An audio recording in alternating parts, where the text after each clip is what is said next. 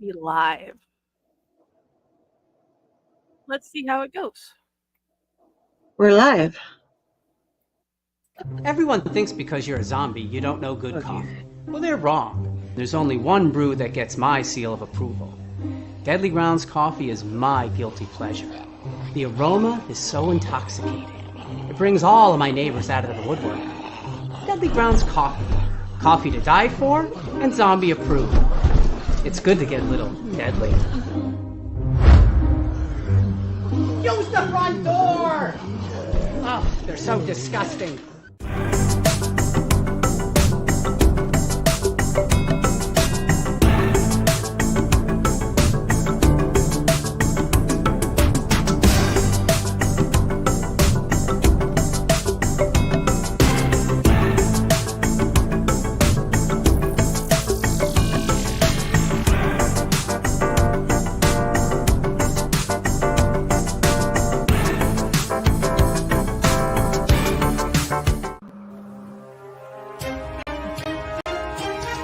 The Dorkening and all affiliated shows are not intended for anyone under the age of 18.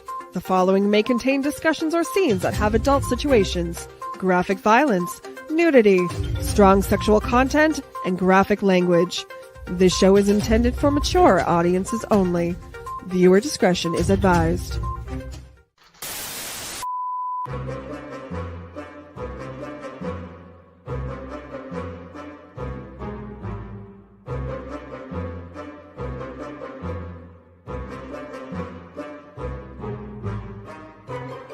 Good, bad. I'm the guy with the mic. Howdy, howdy, howdy.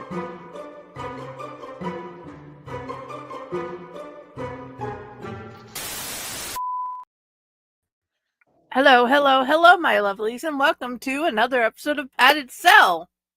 Yay, padded cell. Ooh. And I did not realize that the F, where the F went until now, and that's just weird. You know that thing where you're putting stuff in and then it'll skip to the end for no reason? Yeah, that happened with the thing, and I added an extra F. Oh, well. Hi, Tom Dog. Hey, Tom Dog. Feel free to hop in if you want. May I start with a PSA, please, and thank you. Yes, you may. It is Super Bowl! Yay! And all that good junk. Yeah, whatever.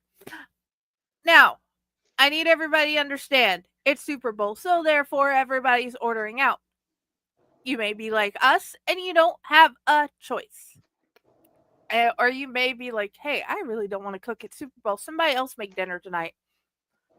Some of the restaurants, pardon me, I did not mean to burp on the mic. Some of the restaurants are closing early because they have been slammed. Please give them grace. On the flip side, if you are one of those restaurants that are closing early, for all that is holy, please, if possible, tell your customers, call them something before they get there and tell them.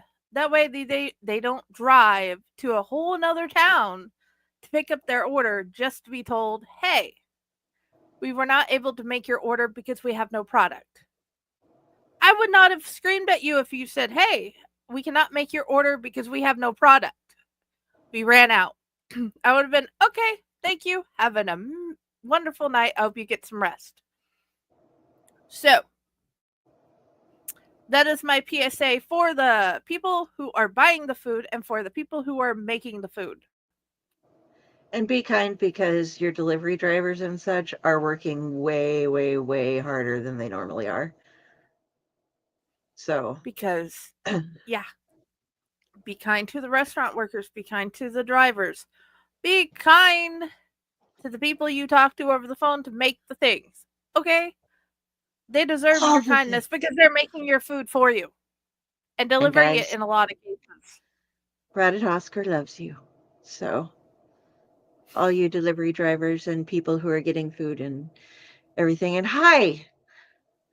Oh, I feel like... Oh, I got... Oh, guess what? This is an episode where we will show this is Carrie's medicine box. Yes, Oh, I don't okay. need to eat food because I have to take this many. These are my breakfast pills. Yes, I woke up really late today. So this is breakfast. Oh, wow. Yeah, but I've gotten really good at eating breakfast. So forgive me a second here. It's been one of those days.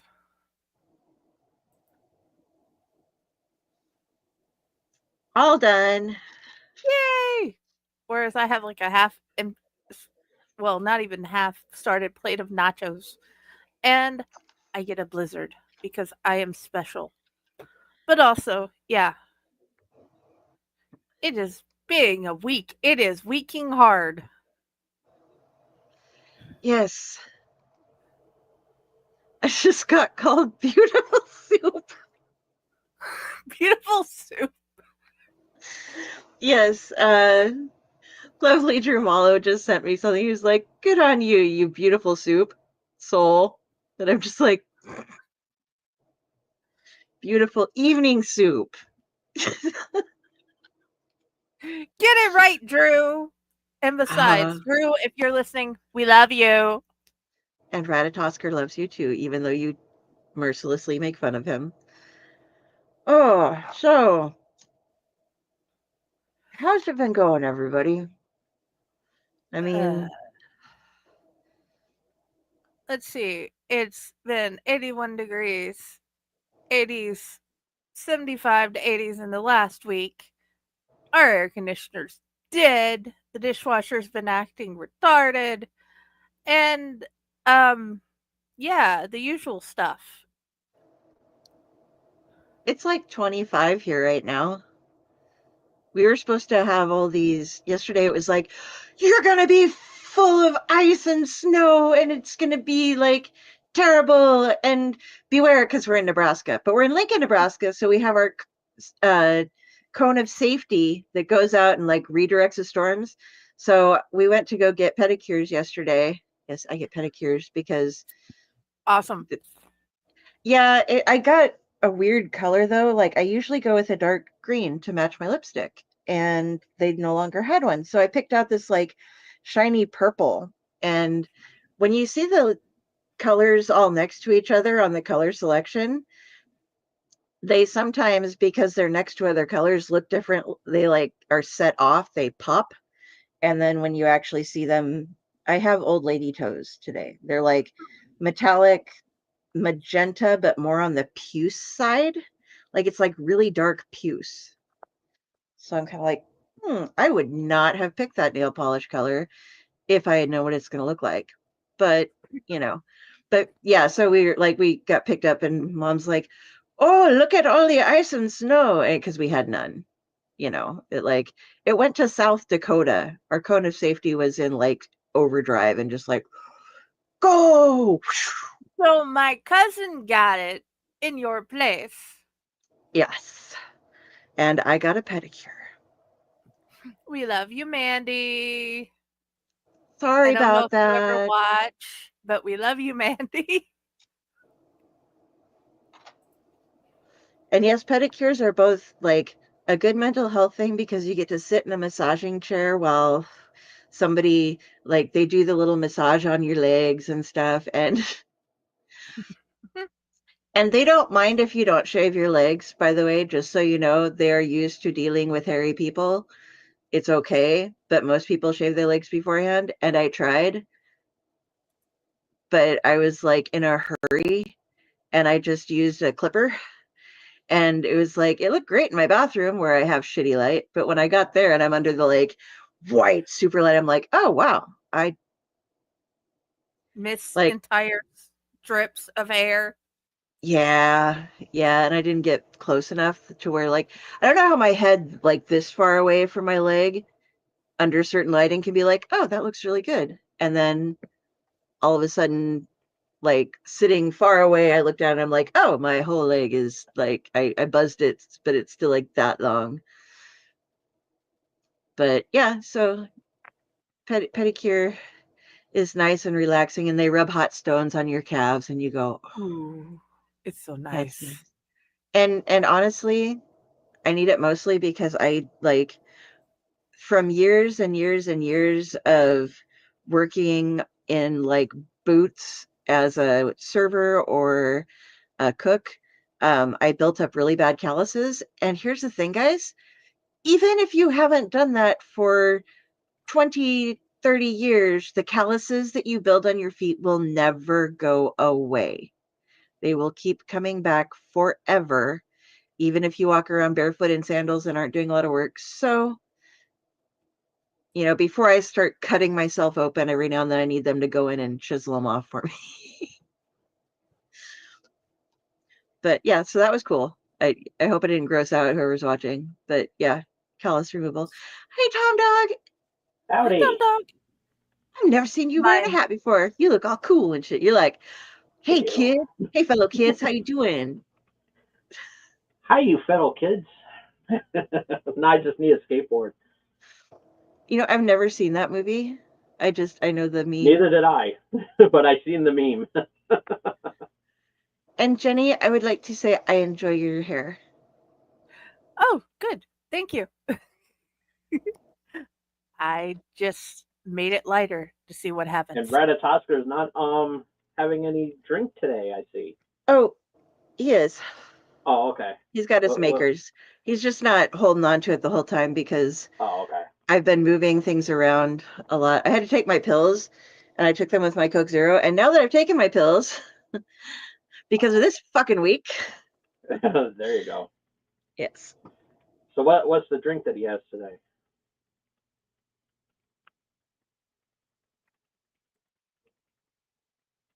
All right, I'm gonna tilt Maker's my head. Mark Good old something. I'm fashioned. gonna tilt my head back, and you can just pour it right down my gullet. There Oh you yes, go.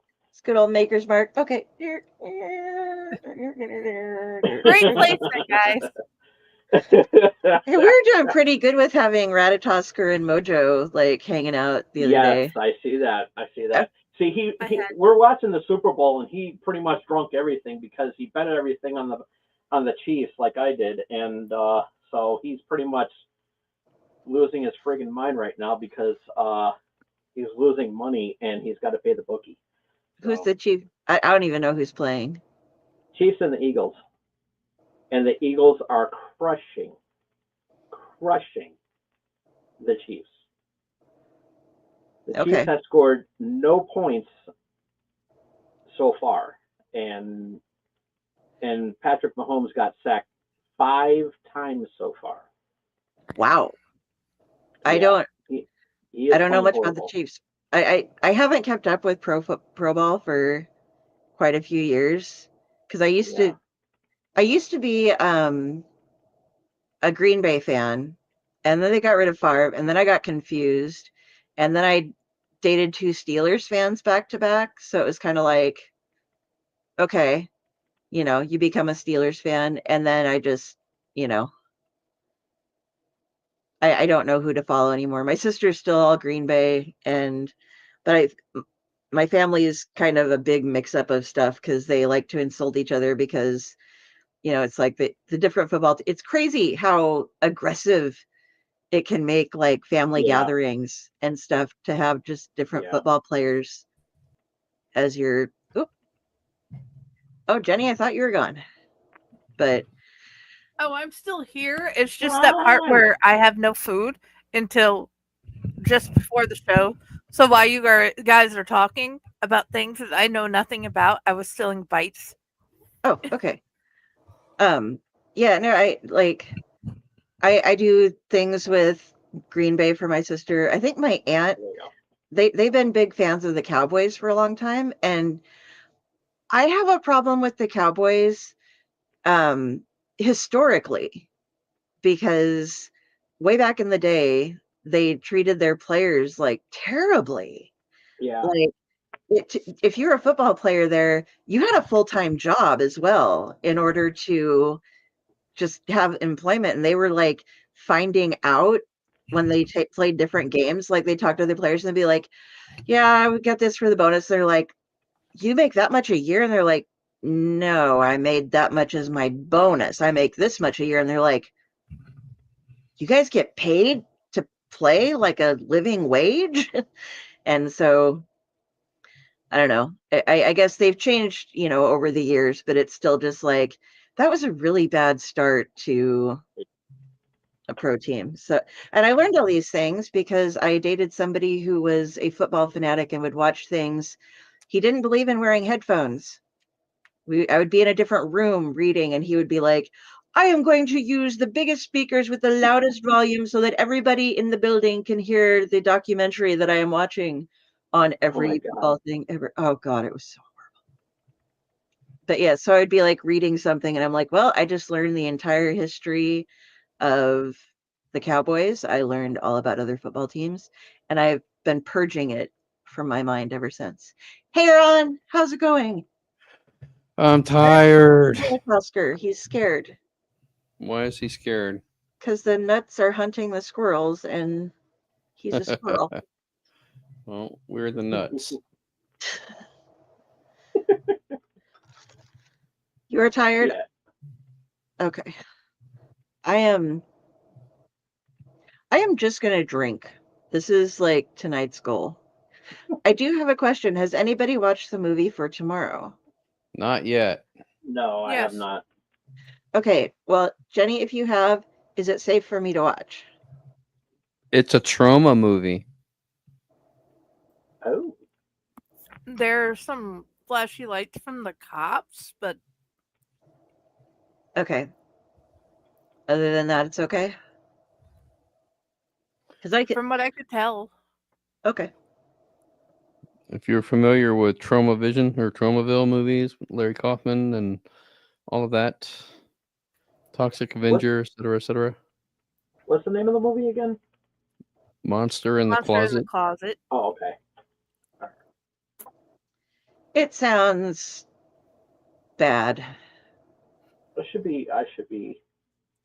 It should Mhm. be mildly Like that. entertaining since it's a trauma movie. It's going to have a lot of cheese and camp and over the top special Oh, I love effects, trauma movies. special effects, blood and gore, because that's what trauma is known for. Yeah. Yes. Our dear It's Uncle ridiculous. Necro did give me lessons about trauma. So I was like, okay. I've learned like kind of what to expect in different things. Just been. Oof. Have any of you seen Nosferatu yet? I started No. it. Okay. I caught it, and it's like cinematically it is beautiful. The all um the shots are great, the costuming is great, even like the hairstyles and stuff are very it's perfect. But outside of that, it was like, okay, this is every vampire movie the classic vampire movie, just kind of smushed together again. It was like, okay, it's Count Orlok instead of, Dracula, which is, going back, but because that was before Dracula, but it was still kind of like the same, okay, we're going to have this guy sign a contract to get somewhere. And I don't think it's spoilers because it's basically like, oh, I'm connected to this girl whose husband showed up here. And it was just kind of the same movie. Well, it's effectively the same story as Bram Stoker's Dracula because he took Yeah. the inspiration for Dracula from Nosferatu. Yeah. I think the difference that they made is that Count Orlok looks very much rather Russian-ish, I thought, in my opinion, with the big mustache, kind of reminded me of Rasputin. And not the, bald rat face, pointy eared, kind of misshapen face that Orlok usually has. Yeah. And he was not an attractive man. Like, I mean, when there was Gary Oldman, he was scary looking, and then he drank some blood and he got like handsome, Mm-hmm. And there was none of that with Count Orlok. He is one kind of scary looking mofo. and he doesn't get hot ever. He's just scary the whole time. Well, I think that's how Bram Stoker sort of adapted it for his own purpose. Possibly thinking that the vampire would gain more traction if it were, attractive and charismatic, where Orlok was neither. I love you. Yeah. I was just sad, like, there wasn't the, like, we never got to see Bill Skarsgård do the, like, stand up from the coffin, thing. I was like, that would have been really cool. And I love Bill Skarsgård, and he did a good job. There wasn't much time with him in it. There was a lot of, there's a lot of ambiance and build up, but I didn't hate it. I would say if you like it, you should go see it. It was really well done, but don't expect anything new to come out of it. It is a remake. Yeah. But I guess there was one thing that was kind of different. But hey, Rez. Hey, everybody. So far as the original was done back in like 1922 or something. Yeah. There was like one kind of like, oh, I did not know that kind of thing that happened. But it wasn't like a huge thing. It was just kind of like, oh, you sneaky fucker. And then I was not expecting that. You're talking about Nosferatu, Rez. Oh, the new one? Yeah. I loved it. Okay, I was saying I liked it cinematically and stuff, but I didn't think it was beautiful, but it didn't have much along the lines of anything I haven't seen before, except for the one yeah. twist and stuff. But Well, I mean, considering there's been more versions of Nosferatu than any movie ever made in the history of time, yes, you're never really going to or supposed to see a lot of news, so much as translations for newer decades. yeah, And that's what I was really looking for, was the cinematic aspect, along with, if they told the story I knew. They told the story I knew, and like you said, the cinematic value was definitely there. I'm trying to catch Wolfman tonight or tomorrow. See how it turned out. I did It's not kind know of about meh. Wolfman. Oh yeah. I did watch Wolfman. It really has nothing to do with the whole Larry Talbot, cursed and all that. It's not. It could just be any kind of werewolf movie. It's not really even a good like rendition of American Werewolf in London. I mean, it's just, and they didn't really do much with the werewolf look itself. It's not really fleshed out.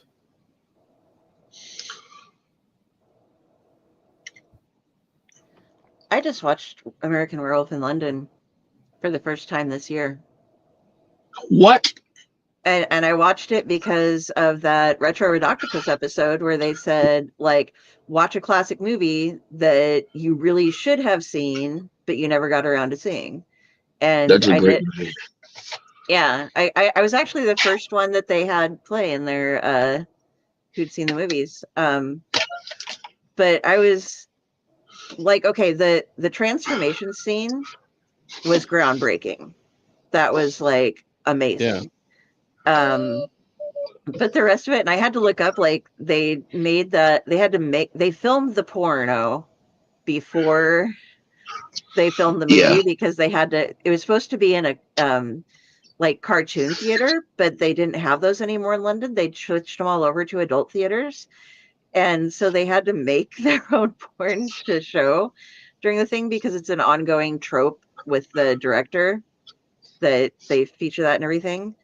But I also found out that in the scene where he's running naked in the park or in the zoo because he woke up in the wolf pen, that they spent so much time filming it that they eventually opened the zoo And because he was like, "Where did you get all these extras?" And they're like, "Those are just people at the zoo. These aren't extras."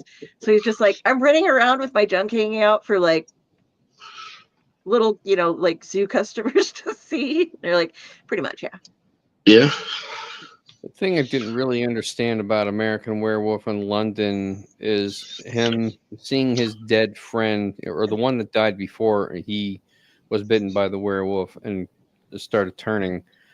And the dead friend that he keeps seeing is so unnecessary in the course of the movie, and it only serves for exposition that I think could have been done some other way. He was my favorite character in the whole thing. I Yeah. thought he was great. Yeah, because he was dead. He didn't give a fuck anymore. Yeah, I loved him. And the makeup effects on him were like some of the best, Yep. except for when they used a basically animatronic version of him in the theater. Well, yeah. That was because that wasn't actually him, but then they had all the other people that were in like various stages of decomp hanging out too. But it's just like I loved that guy. I can't remember his name. I want to be like Donnie, but I don't think But that's right. his character was so unnecessary, though. They could have handled it a completely different way. That would have made a hell of a lot more sense. They could have. I don't know. But they Probably didn't. But they did 40 years ago. I don't know. I wonder whose idea it Yeah. was to make that No. a thing. He's seeing his dead friend. The sequel is worth watching because it's amusing, not because it's a great movie. It's not even half the movie that London is, but Paris is not. It's not terrible. It's a lot of fun. Okay. But I'm that a is terrible trope. person because I haven't seen both of those. I haven't seen No. Paris yet, and I think I'm Next, older you're gonna than you are, so it's okay. next I haven't you guys are gonna seen tell me you Paris. haven't seen the entire Howling series. No, I haven't. Oh my lord, people! There's a Seen the lot first of them. one. Well, Raz, we First all one's don't zero. have time to just sit around and watch movies like you do. Or everybody is not as accomplished in multitasking as I am. I'm going with that option. I'm And- never just sitting there watching a movie. I promise you, but I watch a lot of movies. I know. You get a lot of stuff done for the want, a lot of writing done too. So I know. That will make for an interesting season of Tomb of the Terrible. All the haunted, Review all the movies that Halloween we movies. haven't seen. Review The movies that Howlings we would get never you a good couple months for the shows, yeah, and they're all connected. Every one of them, like they're all sequels or the remakes. And there are like 9 of them. Man, there's more than that. If you consider they did like this weird legacy sequel that wasn't really a legacy sequel, but it was, and then they did the remake, and they did this other unconnected one, which you found out at the end it was connected. So I think there's like 13 or 14 of them. Okay. Ugh. And I'm starting to see that a lot more. I'm seeing the trope of people deciding, nah, I'll just take my dead best friend. Yeah, And that's a big trope. I didn't even think about that being a trope until now, because James Hunter had used that in one of his book series. Yeah. I mean, we're talking about supernatural creatures. What about Fright Night? Yeah. I loved Fright Night. I haven't seen that for decades, The though. original or Which the remake? one? The There's 5 original? Fright Nights, I'll have you know. Jesus Christ. I only knew I don't about have time. 3. Nope, sorry, 4. 4. I apologize. There's 4. There's the original one, and then the original one had a sequel, and then there's the remake, and the remake had a sequel. Okay. I only knew about 3. So thank you Yep. for telling me. Now I need to don't have a have marathon. time. Speaking of creatures, y'all, if you go out right now, Bloodsucker County by Jeff I'm going to Strand, see who this. we had on recently, is like #1 in Amazon vampire stories and just breaking the charts. And I started it last night, and I finally had to be like, no, I must go to sleep because the sun is up. And so, yeah, highly recommend going out, grabbing it, support that guy because he works hard. He and his Jeff is lady. awesome. Yeah. Yeah, they are both awesome. Jeff and Bridget are awesome. Yeah. Bridget's got some new stuff out too. It's on sale right now. So go grab yourself some of that. Trying to think of other Definitely people. read A Whisper in the Dark by Elizabeth DeVecchi. She was so cool to talk to on unprinted pages, and she was so nice in the messengers. So that was great. Well, talking in the messenger, I should say. But yeah, Awesome. definitely check her out. Oh yeah. Yeah. And you can pre-order Cullen Bunn's latest work coming out soon. It's Yeah. I gotta hold on. Speaking of, I gotta go. I'm like, where was it? Oh, Bones of Our Stars, Blood of Our World is his latest upcoming novel that can be pre-ordered now. And Jump Scare. And he Yeah. also is coming out with a bunch of well, we're gonna interview him on Splash Pages on Wednesday with on Wednesday, I thought it was tomorrow or Tuesday. No, it's on Wednesday. Oh, okay. There was a weird schedule thing going on. So Okay. he is Okay. on a Wednesday. Normally it's on All right. Tuesdays, and now sometimes on Saturdays if we get international people. But Okay. but Colin had to switch from Tuesday to Wednesday. So Okie dokie. I'm glad we got that established because it would Yes, because I would have have been that could like, have been bad. oh, where the fuck ever is yeah. But yeah. A lot of people got a lot of stuff coming up, and it's gonna be great. And I got too much. Oh yeah. and you can go read on Rough House Publishing. We're going to be having those guys on here pretty soon. Next week, I believe. They are going to join us. And for Gore Shriek Resurrectus Volume 3, which you can now, their press announcement has been released. Go over to Rough House Publishing and check out. This is going to be the final volume that they're doing. And it'll be going on sale, I believe, March 6th for pre-order. I am going to be hitting that refresh button so I can be number one on the ordering if possible to the Ultimate Edition because it has so much stuff, guys. That's going to be an unwrapped episode for sure Oh yeah. because it's awesome. I watched a movie at my parents' house called Slay, which was a cross between From Dusk Till Dawn and Tu Wong Fu, Thanks for Everything. That movie's fucking hilarious. So it is a bunch of drag queens going cross country to a show, and they stop at a bar that's very much like the Titty Twister. So now we have a bunch of drag queens taking on vampires. Dude, what you can do with stilettos. And they did. Oh, cool. Yeah. I haven't seen it. I'm just like, I have to admit, it was a rather entertaining movie, and I enjoyed it immensely. now how is it spelled? Slay. Okay. Like, girl, that slays. Okay. You never know, you know. Could have a Christmas theme. Yeah, right. That's what I thought it was. That'd be fun. Or just, Oh, yeah. you know, weird spellings. But they can call it Santa Sleigh. Santa's in drag taking on vampires.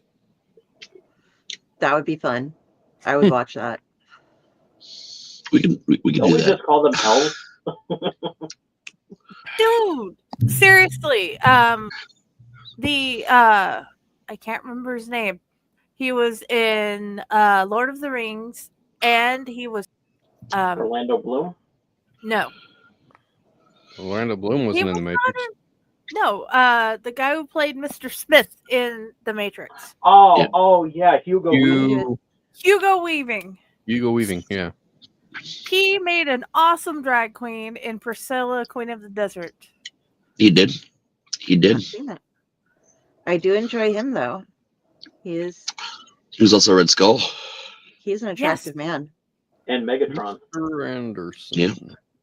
Yeah. Really cool actor. But Mhm. then again, you can see how my brain brought all that together. He played Elrond, didn't he? Yeah. Lord of the Yeah. Rings. Yeah. So, what is y'all's favorite recipe for fake blood? Real blood. Blood. I just get blood.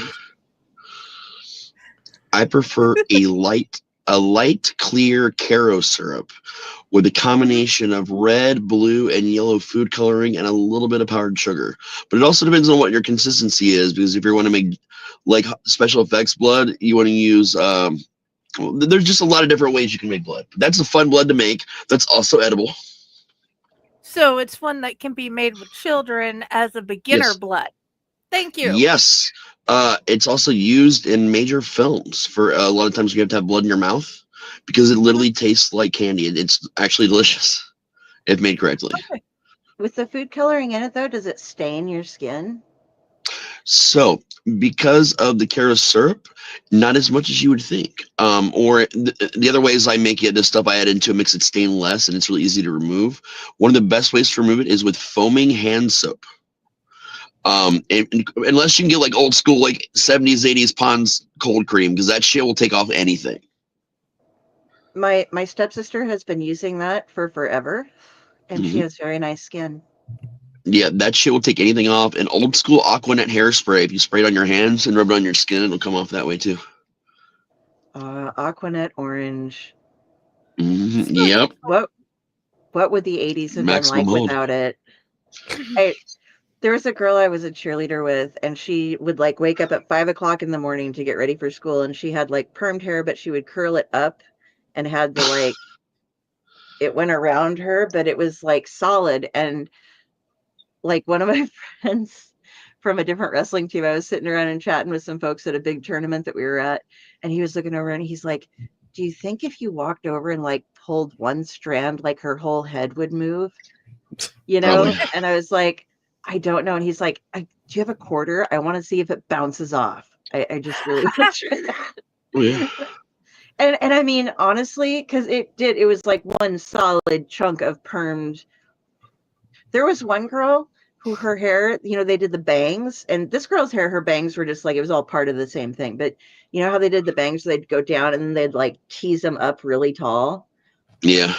Her senior picture, like everybody else's face, like say it's like, okay, here's the senior picture thing, and here's my face.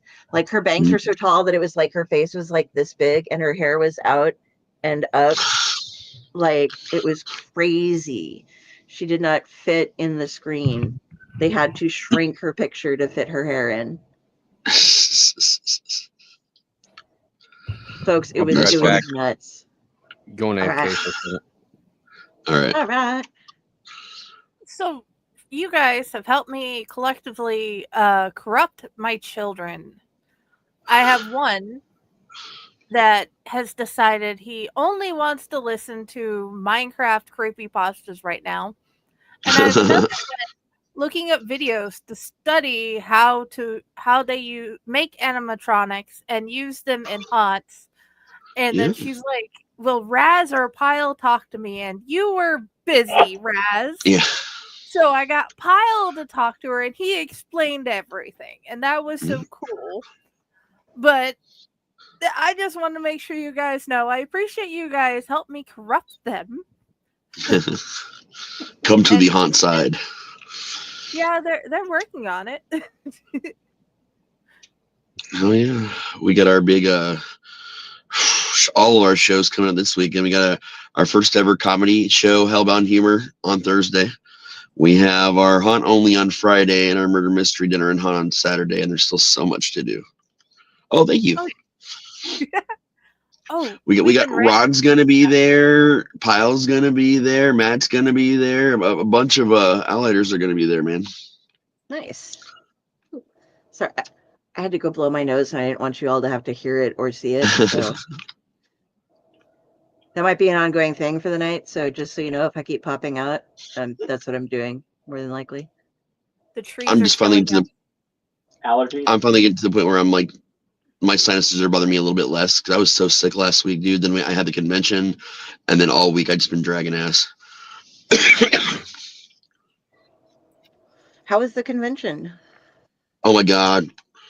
So, first of all, as a 2-day festival, I didn't make a ton of money because there were a lot of other booksellers there, and I joined so late that my booth was a lot farther back than the other books. That's my fault because I know for a fact if I'd have been up closer, I would have definitely sold more than I did. But everyone I met was amazing. I'm on a couple different news stations in Detroit and Monroe talking about the books, Ally and The Haunt, like actually on news stations. So that was really cool. I met a lot of other podcasters who was talking to me about stuff. I'm on some of their podcasts talking about our podcast and just fucking everything. Someone that when I did the SAS, you remember when I was involved with all that? The haunt competition. Yeah. Someone I met there that I loved quite a bit as a human being, Rainbow Twitch. Well, she's changed her name to Cynical Twitch, and she was one of the guest speakers there at the convention along with Sin. So I actually got to spend a lot of time talking to them and catching up with them. They're kind of off on their own, doing their own thing. It was a great time just getting to spend time with them and finally actually getting to meet them in person. Like, they're the coolest fucking people possible, dude. We kept going outside and smoking. Of course, she was dying because she's not used to, she doesn't like our weather up north. So it was a little tough for her, but we all had a really good time. Brooklyn, B-Rad, my daughter, won the costume contest on Saturday because it was a Saturday-Sunday convention. And Matt came really close to winning on Sunday, but he got connected to someone who was going to start promoting him as a clown, help him out with like travel if he wants to do some guest spots in places, and is going to make a porcelain doll of him. So it was a really big connect. Yeah, it was a really big connection for him. I met a lot of new friends, man. The con owner, Nathan, like, dude is fucking just awesome guy. He runs the Horror and Oddities Museum in Monroe, Michigan, which you guys knows where I go get weed all the time in Monroe, Michigan. I actually had a chance to go to the museum while we were down there. They've got the largest collection of Ouija boards in the world. Some of the cremated remains of Charles Manson is there. There are so many different, just interesting, cool fucking items there. A lot of serial killer stuff, like letters, pictures, all kinds of cool stuff. So that was a lot of fun to check out. Do you remember the morbidcuriositysshop.com? Of course. Okay, how do you get I'm just in my head sitting here going, okay, so how does the prison go about after they cremate a serial killer selling portions of their remains or their cremains to different people? Well, typically what happens is you'll have guards that have made deals with people on the outside for money because they don't make enough money, and they will steal items and do things like that and then find a way to get them out of the prisons and sell them. Typically, that's how it's going to happen. Okay, it's not like they just have somebody who's like, I am going to claim these cremains because I am their next of kin or power of attorney or whatever. Well, I mean, they can be claimed by family members. I mean, that's another possibility. Like with Manson, his brother could have claimed him. I don't know if he did, but he could have. And then you're just like, okay, anybody who wants a teaspoonful, it's going for this much. Yeah. I mean, you can get them in all kinds of fun ways, though. That's a horrible way. I remember Morbid Curiosity Shop. Here's your Nesquik. And I was so sad when they closed down because like they had a Jack in the Box Gacy. The tune it played was My Way. Yeah. And it was just like I was like saving up for that, and then they closed, and I was like, damn. No.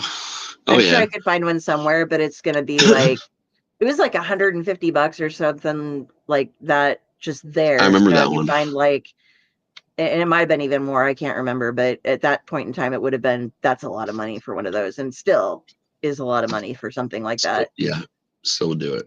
They had like letters and paintings and stuff by serial killers there, and just a bunch of weird shit.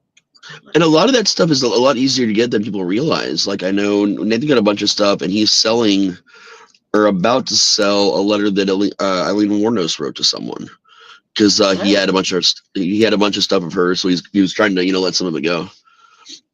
But no, I mean, it's really cool stuff, and I got to meet a lot of people that I wouldn't normally get to meet going here, and because of it, I'm finding out about 2 conventions. There's a guy I'll show you pictures of at some point soon that did one of the most amazing Ghost Rider cosplays I've seen in my life. Like, it was fucking impressive. And he's running a con and wants me to come and do it. It's a 1-day thing. I'm waiting for him to message me back. And then I met another person who runs a horror oddities convention, but it's in Flint, Michigan, in a national park, inside of a village that had, fallen apart that they put back together. So it's a historical village. So it's in the village, inside of a forest in Flint, Michigan. It's 2 days. It's a 2-day con, and they invited me. Like, they reached out to me to come and vend with them. So I should know more about that hopefully in the next week or so as well. That's not till June, I think. But like, I was just thinking how cool that's gonna be to be in a historic village in a forest selling my fucking books. I want to take a quick tangent off because you said Ghost Rider, and I had this great idea, and it will not leave my head. Okay, we were talking about a while ago. They put out a new Ghost Rider, and I'm not sure if it was going to be a one-shot character or not, but she was a roller derby girl, and she had like blue fire. It looked really like Tronish almost on her, because it was like her whole costume just turned into like a covering leather outfit with blue flames going on it, and the flames were coming off of her rollerblades, right? So I was like, well, that's kind of cool. But it got me thinking, and I will not stop. I need a what if, and I've seen and I own what if Danny Ketch's sister became Ghost Rider instead of him. But now we need to have a what if Danny Ketch's grandma became Ghost Rider, because it can be Granny Ketch. And since they have like woolly mammoths on fire as some of the Ghost Rider, anything that can be ridden on or used as transportation can get lit on fire. So Granny Ketch has like the medallion on the front of her basket of her walker, right? And she's like walking with her walker and hits the thing. And then there's like all these chains and flames and everything. Like Danny Ketch got the chains, that showed up on him. So she turns into that version of Ghost Rider, but with her walker on flames. And she can like zoom really fast on her walker. So I've been trying to draw it and I'm terrible. I would love to see that. That actually looks awesome. I got this thing, and supposed to be able to draw on it, and I didn't realize when I was buying it that this background doesn't change. So you're drawing like when you're signing your name at the grocery store, you can't see any stuff. So it's like you have to, and I'm moving the pen and it's moving around on my screen when I'm in a thing. So like I'll accidentally hit something on my screen that's not the thing, and it'll change tabs or something. And I'm like, fuck, just trying to draw this goddamn thing. So I'm working on learning it. I'm not going to give up just because I couldn't get it right away, but it is very difficult. I had to find a good program that have like, I was trying to use it with GIMP and I can't, but I found a program that helps like, here's how you set your brushes and here's how you do that. But I can't find anything to tell me how to set that. They're like, and set your hotkeys like this. And I'm like, well, how do you set your hotkeys? ... Oh, Corel Draw would have probably been really good for you. I got, what did I end up grabbing? I grabbed, I think it's Medibang. It's free digital painting and manga creation. And so it lets you pick different brushes and the sizes. And then like, if you click the one button, it'll go from draw to erase. But it's a matter of managing all of your layers. And you can like draw, but I'm doing things like I draw a line, but I can't figure out how to select one thing and move it. If I try to move, I'm moving like everything I've drawn at once. So I'm like trying to draw little wheels, or well, tennis balls, because you don't have the wheels, it's going to be flaming tennis balls because that's makes hysterical. Sense. And but I can't get them to like move just the thing, so I can't line it up. It's like I'm going to have to draw it halfway and then just copy flip it or something. Yeah. But yeah, so if anybody wants to come up with some Granny Ketch stuff with me, I'll maybe I'll send Javier Salteras and just be like, hey man, can you do like the slide? And I want it to be like, it's got to be like the slide thing going on. Like the Akira slide with a walker. And there's got to be like little old lady blue curls behind the flames, I think, maybe. I don't know.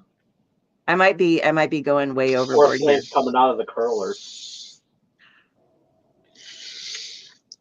Oh, Tom, that'd be Yeah. curlers. Flaming curlers would be awesome.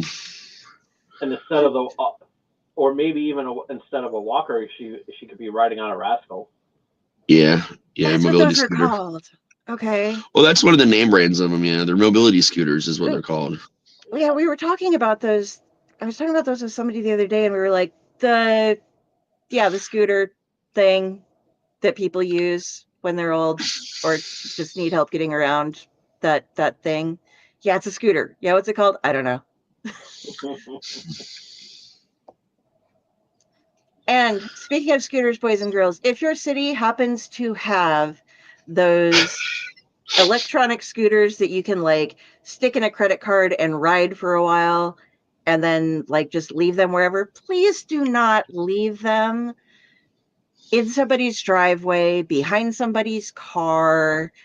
Leave them on the sidewalk or just off the sidewalk, because I had to get one the other day and move it because there were two of them parked in my driveway. One at least was kind of dragged off, so it wasn't anywhere where anybody was going to hit it. But they left it right in the middle of my driveway. And those things weigh a ton because you can't roll them because the wheels are locked. So you have to literally lift this thing. And it was like 40, 50 pounds at least. Like I was struggling to drag it. I could not pick it up. So that's crazy. They're doing away with them a lot around here because they're really easy to hack, and people are just hacking them and stealing them and leaving them everywhere. you just see them laying around or just stopped. Yeah. Don't, like, oh, they ride it to the extent of as far away as they can get from wherever they're at. And you can make money if you pick them up and charge them for the people. Mm-hmm. So nothing is there to stop. Like nobody's going to question somebody stopping and picking up like 20 of them and loading them into their truck. Yeah, that's pretty common around here. I mean, they have GPS though, I'm assuming, so they can't just steal them like that, but they do. But like I said, man, people are hacking them and using them without paying anything. They're hacking them and frying the GPSs. I mean, they got smart now because now if you fry the GPS, it just makes the system inert. So that's they made it harder in a lot of ways for that, but people will still hack them and use them and then ditch them somewhere. I see people doing it. I'm like, I would die. I would unalive myself through clumsiness trying to like ride one of those things. It'd be like, whoa, whoa, and then, oh, look, Del got another head injury. Yeah. How heavy are those segways? Well, those aren't segways. Though these are just like little power motored scooters. They're not like mobility scooters. They're just like kids' razor scooters almost, but a little bit wider. Yeah. Oh, okay. But how heavy are they? Realistically, probably about 30 pounds. Oh, okay. I just wanted to see how far I could throw it if it was ever parked in front of my car. They're heavy, man. Yeah. And they're painful. I think it also depends on which models too, because I've seen an orange model, I've seen a green model, and a yellow model, and there was one that I know is a little chunkier than the other ones. I just can't remember which one of the colors is the bigger one.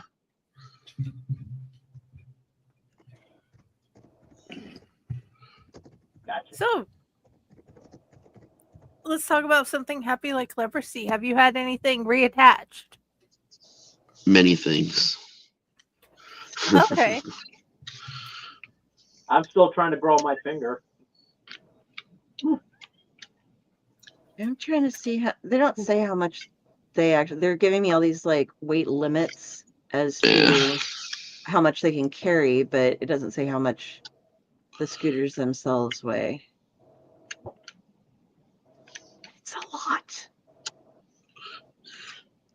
Anything over 5 pounds feels like a lot to me. I can understand that.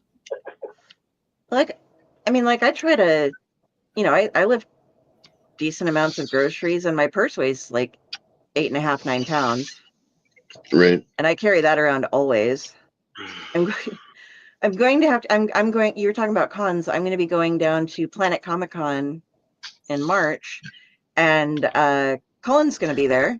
So I have to bring my complete Harrow County, which weighs Right. 10.5 pounds.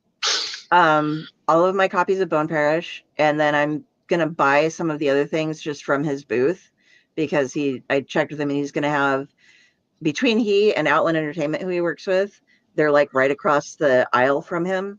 So if he doesn't have it at his table, they'll have it at their table, and I can just like buy it there and then turn around and have him sign it. Nice. So I got to bring a backpack that can distribute weight from what I'm carrying, because I don't want to be that person walking around with the trolley, because I will injure so many people if I have to walk around Artist Alley with a trolley. I'm just going to be like kneecapping everybody. Use the trolley and put a horn on it, man. That's what I'd do. Well, what I mean, like the dragging the suitcase. I'm not. It's like me and a supermarket trolley. With a weird wheel is how I manage all of those things. I try to get them around. Yeah. It's just like, nope, I'm just injuring people. That's all I'm doing. It's But you know bad. what that sounds like, though? What? That sounds like a them problem. Pardon me for standing in the short girl's way. You get kneecapped, and Yep. maybe your Achilles heel smashed with a wheel rolling over you. Mm-hmm. Get a Bluetooth speaker and just blast, "Move, bitch, get out the way." I'm coming through, bitch. Yeah. Yeah. That's going to be fun. And then Tri-City Con in Grand Island, Nebraska, the last weekend of March. That's going to be... I'm going to be seeing a lot of Phil Hester this year. He's like at everything I'm going to. So it's just going to be like, Phil and I, we're going to get to be buddies by the end of all this. It's going to be... we're going to be tight. Be like, yeah, Phil, what you doing? Come on over, hang out. It's gonna be like, who are you and why do you keep stalking me? Oh shit, she's on the show. I know her. Now she knows how to get hold of me. He's a real cool guy. But So, Raz, does anybody at the haunt have a spare flogger?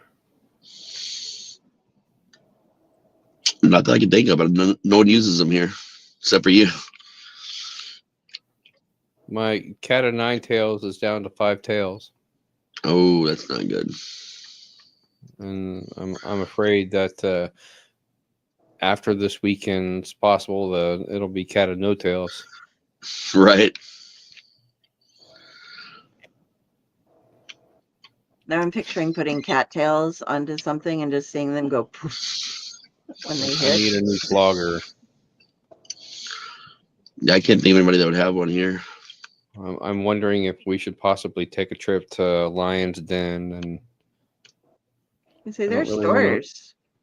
invest a lot of money in a flogger because they're kind of overpriced. But Yeah. I mean, Party City's going out of business, aren't they? You could see if they have No, something left in I've the been costume section. I've been to so many Party Cities, and most of any of their adult shit's gone. Has been gone mostly for a while. Especially any Party Cities that are near any haunts, because all haunts have gone and destroyed the local Party Cities. I thought you might know who the kinky motherfuckers are at your haunt that would. Well, I do, but I don't know of any of them that have a spare flogger. Just You're like, hey, let this touch any human being, and then take it back into your house. Right. I'm kicking myself in the pants because now that the Party City is no longer around, I missed out on some discounts on some wigs. Oh, dude, we got so many masks, wigs, a bunch of costumes, like all kinds of shit. Mom got loaded up for Granny Dash with all of the big metal pans and stuff that they Yep. sell for catering stuff. Yep. Yep. We got some of that shit too. Yeah, there's so much cool stuff. There's a drive-through here in Lincoln called Romantics where you can go in or just drive through and be like, "Excuse me, I would like a cat of nine tails, please." And they'll just sell it to you through the drive-through. I'm like, that's cool. How does that normally work? Like, if you aren't there to browse, are you like just getting You know very what you're going for. specific things, or? Well, yeah, I mean, I would assume people, if they're going to use the drive-through, I would assume they know what they're looking for. Maybe they looked on the website or something, or I don't know. Fair. What is Romantics? It is a sex shop. Oh, okay. I kind of figured that. Yeah, it's with an X on the end, Ah. and yeah, it's been in business for quite some time, and you can just do a drive-through. So I guess you just be like, I need 4 packs of condoms, nurse's outfit size 3, bacon flavored lube, and I want to rent these videos. Thank you. I would if there was ever a drive-through adult store, I would love to work drive-through. that'd be hilarious. Just to yeah. warn you, there will be other people in the car soon because apparently we have to take someone home, but I'll still be here. Okay. Good. Figured I'd warn you. Cash cab. Yeah, basically. An 18 plus person or not? It's Finn. You've met Finn. You may not remember Finn, but Finn comes and hangs out here a lot. I don't remember anybody at your haunt, man. I'm sure they all know who the hell I am, but I don't know who anybody is. The little redheaded fucker that runs the elevator. Oh, that guy. Yeah, he's been on shows before too. Yeah, I know who you're talking about. We love Finn.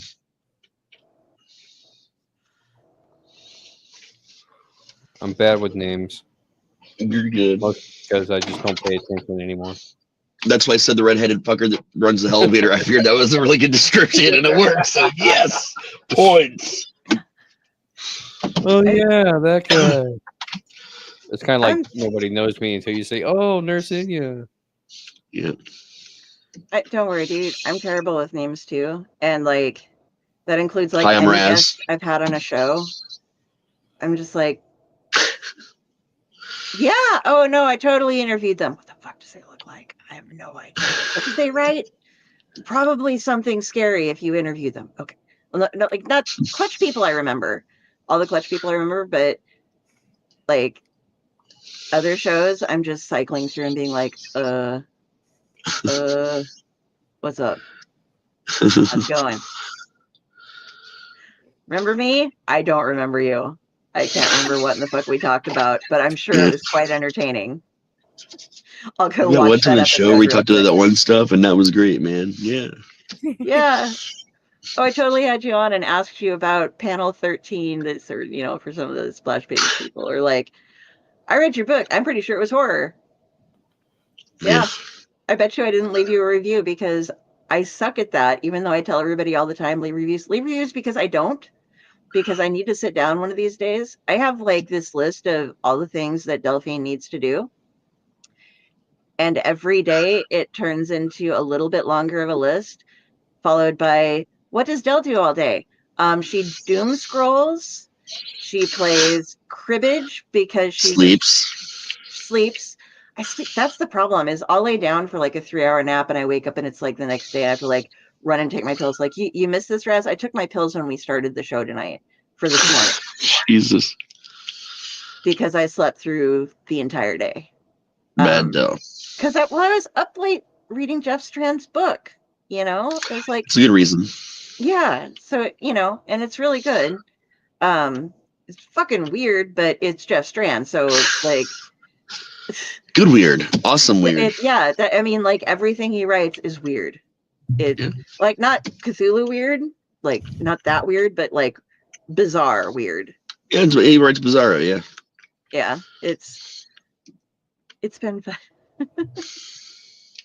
But yeah, I slept all day, and then I'm like, okay, I have cribbage online going all the time because I'm gonna challenge Keith Champagne because he's like now claiming to be the world's best cribbage player, and he has been beating some people at cribbage at cons, and so I'm like, I am preparing. I will. I used to be really, really good at cribbage, and then I didn't play for a decade, because there was no. Well, I sit at home alone, and like when I do go places, there's nobody. It's not like, hey, let's play cribbage. You Yeah. know, you got to carry a board around with you and stuff, and so I'm like, That Oh, would make some good that was so- video. what would make good video? You playing cribbage with With what's his Keith? name there? Yeah, that would be awesome. I can prop up my little camera, be like, Yeah. okay, we're gonna see how this goes, and we'll like trash talk each other and shit. We are happy about that pile. We can't wait to put your story in a book with Josh's pictures and all the other amazing authors and artists. Yay! Yes, we are having 2 new anthologies coming out in March, I think it is. Or May. March. May. I'm really behind, man. Yeah, that adventure anthology that we were talking about getting things in. Yeah. It's now turned into 2, and then Josh is really confused because his May, thank you. His pictures from our adventure were added. Oh, okay. I'm so bummed I didn't end up having time to write anything for that, man. Fucking swamped. You're doing a volume 1 and volume 2 of Onward Adventure? Yeah, there's the realistic and then there's the fantastic adventure. You're in the one with me, but he and Josh are in a different one. Are they both coming out at the same time? Yes, we've done this before, multiple times. Well, maybe you have. I haven't. What I'm saying is this is a normal occurrence for this publishing company to have 1 or 2 volume. We've had up to 3 volumes. 3, yeah, I was gonna say we did 3 once. Because Raz was in 1 and 3, and Dell was in 3 of the Nightmare Whispers. So you're saying that I need to write another adventure story, but make it more realistic and not about orcs? All right, No. give me 1 second. I gotta switch spots in the car and all that stuff. Did you not see my thoughts about your orcs? You got the pictures, didn't you? did too. I'm doing a show, but y'all can be loud. Sorry. I had no idea what you just said, Jen. I did you not get all the pictures about my happiness about your orcs? The ones that you like, the clip art that you sent me? Yeah.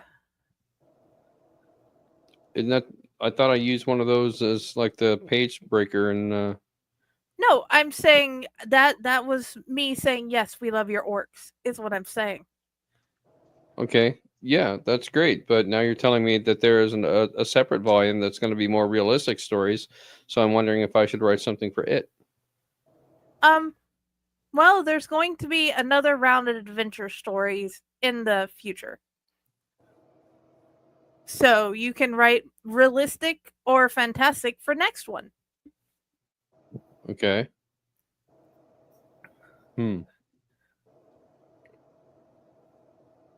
Because there's the fairy one, there's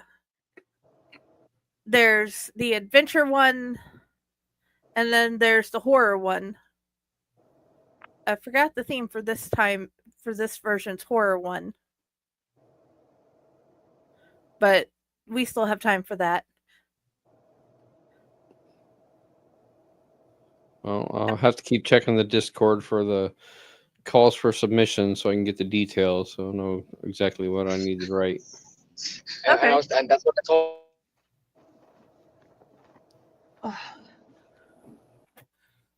So, yes.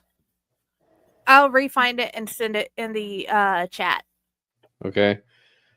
I have another story that I need to start working on because it was inspired by a story my dad was telling while I was down in Florida.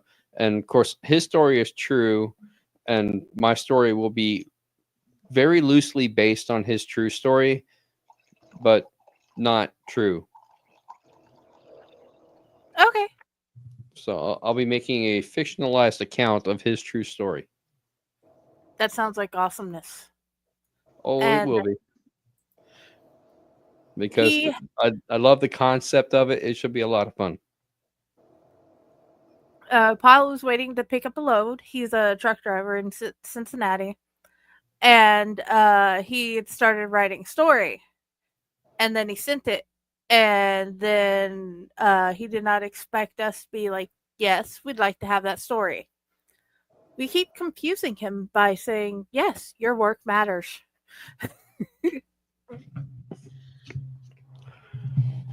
I don't have many adventure stories that happen to me. Like, okay, going through TSA has been adventures, but that's just because it's taken me a while to figure out how it works, and sometimes I forget things or lose things, or they end up in the wrong bag, and I'm just like, sorry.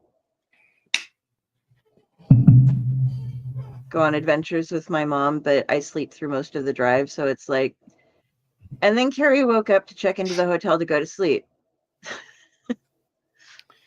I think that you should do the Misadventures of Ratatosker, and Volume 1 would be Ratatosker visits the liquor store. Okay, for the Misadventures of Ratatosker, please refer to 12-Ounce Mouse, a great a great cartoon that was on what was the Cartoon Network's? Yeah, it was Adult Swim. Adult Swim. Thank you. Yeah, that is absolutely Ratatosker, and I love that so much. There's like I haven't seen that show in years. Oh my god! And it's streaming on Max too, and I haven't gone back to watch it. I have to go through and rewatch it again because I loved that. So I was like writing my own like 12-Ounce Mouse fanfic, I guess, kind of thing, like scripts that I was going to send in until I realized that they had a whole story wrap up ready to go, because I just thought it was utter ridiculousness. And but like the comedic, the pauses and everything that went through, like, if you guys want to see a good example of 12-Ounce Mouse, pull up I watched it recently on YouTube. Just put like now would be good, before would have been better. And it's like his first interview, or Mouse with Shark first interview, when he's like getting a job, and there's just like, like, hey, I see you're hiring. Yeah. So I'm going to get a job. Okay. What do you do? There. What did you do? I helped you. I'm hired. Okay. Like, we need you to do this thing with this guy. Okay, he's a businessman. A real businessman? Yeah, he's rectangularly. You'll notice him because he has rectangularness. Ooh, rectangularly. Yeah, I'm sending you to pick him up and to drop him off because you're the only one who doesn't know where this place is and stuff. And it's just like, okay, are you drunk? Not drunk enough. And he's like chugging down. And there's this shark who's hiring him, and it's just this mouse. And it's really shitty drawn. But he's just like, glug, glug, glug. Okay, there. It's like, when do you want me to pick him up? Now would be good. Before would have been better, but before is no longer. So, and the clock is just like sliding down the wall in the background. And there's just so much weird shit. And his best friend is a chinchilla who everybody confuses as a squirrel named Skillet, who just speaks in eek. Yes. And it's so good, guys. Go watch 12-Ounce Mouse, and if you like that and you like that style of humor, but you want a better done one, check out Cromartie High. It is an anime that takes place inside. It's one of those like high school anime things, but it's like, who's the most badass? These are like all kids that are sent to like the naughty school in Japan. And like every homeroom has to have a badass, and it has a robot, a giant gorilla. What's his name from the lead singer from Bohemian Rhapsody? Freddie Mercury. Freddie Mercury. What? Freddie Mercury? Yeah, Hello?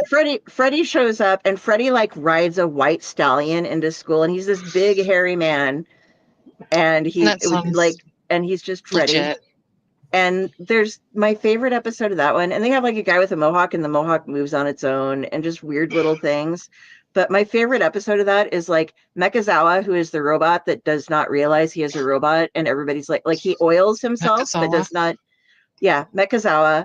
They're like, the main character hears somebody humming in the bathroom in the morning of class, and he's like, "Do you know this song?" He goes, and they're like, "Yeah, I mean, it's da da da," and they start singing, and they're like, no, it's this. And like everybody starts joining, and eventually they have like a choir build up doing harmony, and like Freddie's out there leading them all as they're trying to hum this song, but nobody can identify what the song is. And I won't ruin the ending because it's great, but it's just such a good show. It's if you like the really weird humor where it's like, it's probably not for most people, but it's definitely for me. 12-Ounce Mouse and Cromartie High are the two shows that I can recommend that be like, if you want to understand Delphine better, watch at least a few of these shows, a few episodes of them. There's like, have Jen link them in the chat so we can find them. All right, there's like Tom Dog, you've seen the 12-Ounce Mouse. There's a guy who raises corn dogs. Like he has a corn dog field. And he plays like mustard batch. He has like, he plays banjo music, and he's like all hillbilly playing some bluegrass music and singing about corn dogs, and they like shoot like rockets and stuff, and that's Red Rock. It's just a fucking weird ass show, but it's so much fun. Like, I don't know. I just gotta say, 12-Ounce Mouse, Cromartie High. Yeah, Cromartie High is on Tubi. Awesome. And it's with a C if you're looking. Yes. So what I did was I Googled Mechazawa, and it got me to this Cromartie High wiki. Oh, nice. On fandom. There's a Cromartie High School fan wiki. Oh, I can imagine. It's really weird, but it's really good. It's just, you don't find it that often. It's not like up there in the like top 20 animes to watch. You're not going to find it. If you want to look at what the fuck animes to watch that aren't like all about boobs, because I had a friend who his father-in-law, no, not his father-in-law, his father, he was living with his parents to help keep an eye on him and stuff. And his dad really liked naughty anime, not like porn anime, but like the close to it, the big booby girl ones. And there was like, so I'm like, okay, you got to watch this, and you got to watch this, and you got to watch this. And he's like, you keep sending my dad like boob anime. And I'm like, does it make him happy? Well, yes, he's on season 2 of this one already. Then I'm doing my job, right? Yes, you are. Why do you know all of these? And I'm like, because at that point in time, I watch a lot of anime, and even if it has a lot of boobs in it, some of them still have really good storylines too, Yeah, I agree wholeheartedly. It satisfies both the storyteller and the perv thing. So you're like, I read Playboy for the articles. Okay, let me pause here. So, my mom had advice for when I got married, because she just figured most guys had their own Playboys and other magazines of that sort. And she said, yes, they get them for the pictures. You read the articles and find out how they suggest doing the things and try the things. Instead of just getting mad and throwing away the magazines and having the fights, it may be easier just to try. But then again, my dad taught sex ed by sharing the comic books of the same nature.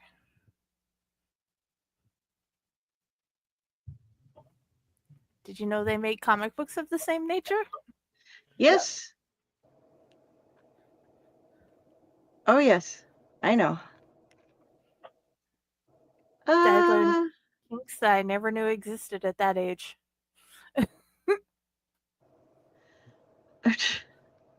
I don't have any porn mags now. I mean, with the advent of the internet, it's so easy to find that, I don't need porn mags anymore when I can just watch a video.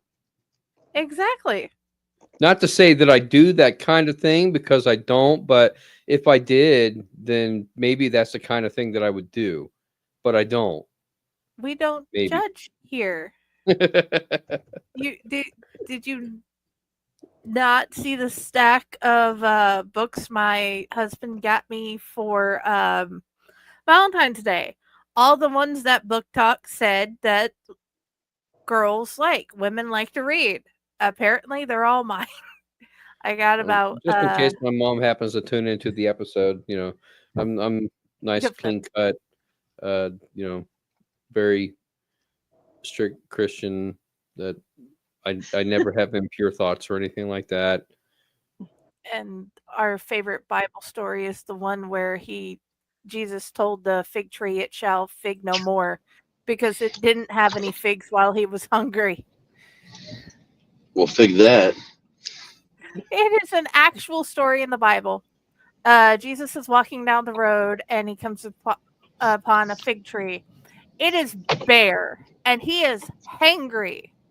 So he just basically tells it, you do not have any figs now and you will never have figs again because you do not have figs now because I'm hungry.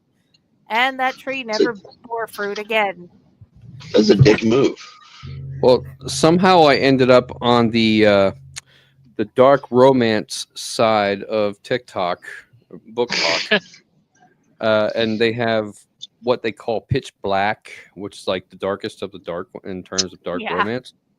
And from my understanding, because I've never read any of these books because I don't know how to read, from my understanding, some of them, or the majority of them, from what I have gleaned, are not written very well. Mm-hmm. I mean, they're written in the dark. Yeah, right, in pitch black.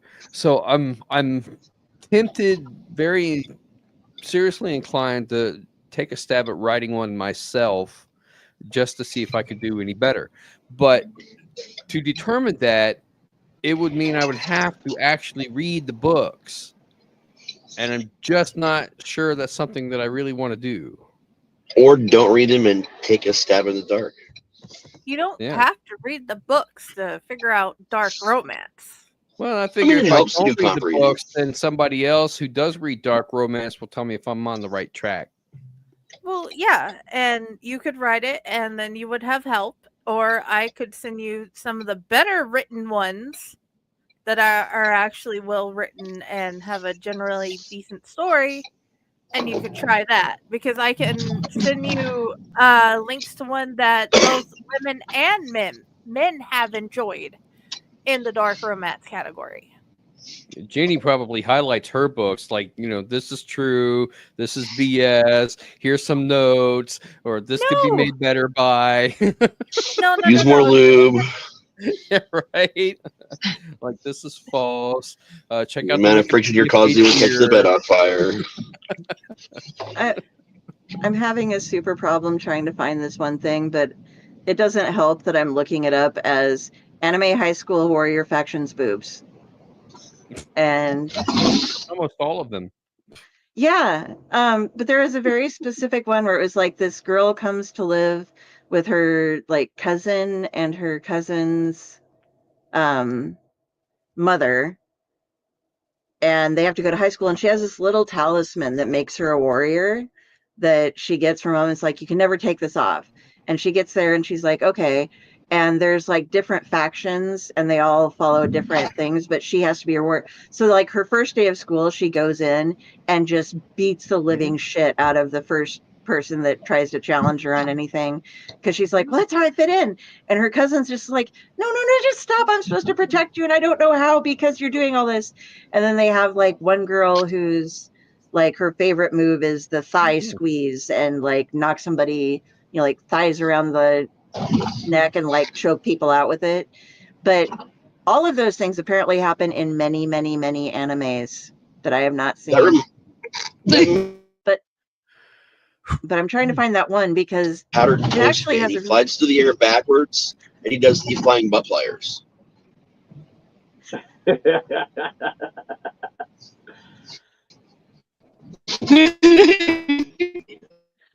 Gotta love pouch Did cooks. they lay down? No.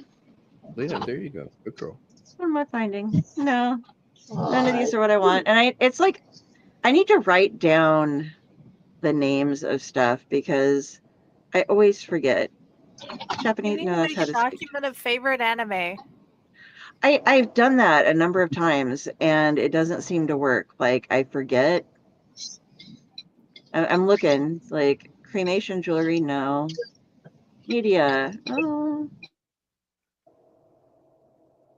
Maybe it's here. We're just gonna let Carrie.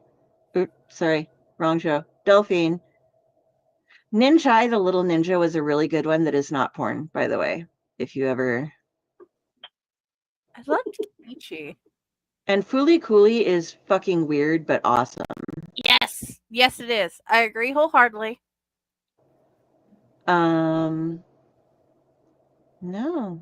I apparently didn't save that one.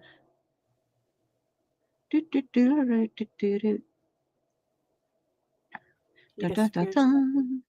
Dun, dun, dun, dun. Last I checked the score of the game, Eagles were leading 40-6. I think we might know who's going to win that And one.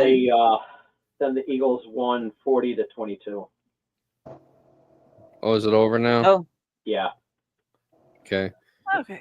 So the Chiefs actually did finally score. Wow. Yeah. miscellaneous. They were not having a good game tonight. They Last did ditch not. effort. Still not good enough. Well, they tried, god damn it. At least they tried. They sported Do hard. Do or do not. There is no try. They played their hearts out. They played sports ball very sportily.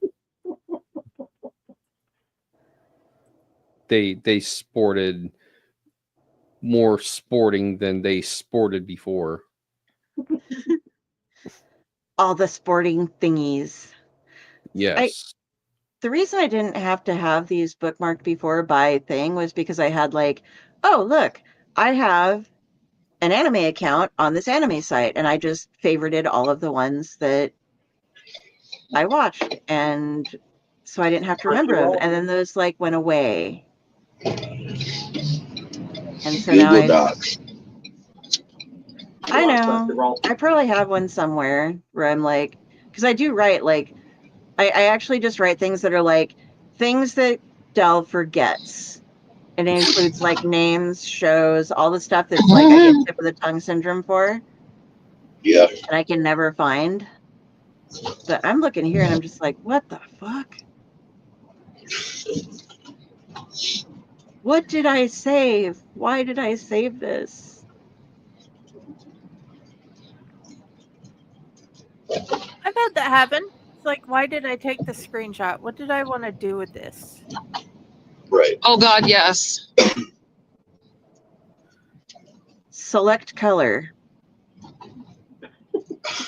I have something so that when I'm too lazy to open up GIMP and just do a color selection mode and then like get the hex number for it, or the alt code or whatever you call it for it, I just like can go there. But I didn't know I had that, so I just always open GIMP and select the color and put it there. Because the cool thing with GIMP is I can like, if I want to match one of the like when we're doing these shows, like right now we have black as our color, but depending on what background we have, I can just open that up in GIMP and like pick one of the colors on it, and then just copy that color code and put it in, and then we'll match that background. So it's kind of a handy tool to have, but I think it works better in GIMP since I can actually open that up in there and not have to try to look around for it on a different thing. It makes it easy. If you're wondering why my mic is off, or my camera is off, because with us driving, I never know if there's gonna be like a flashy light behind us, and I don't want to fuck with you. It's okay. Because it's dark out and lights are brighter, and yeah.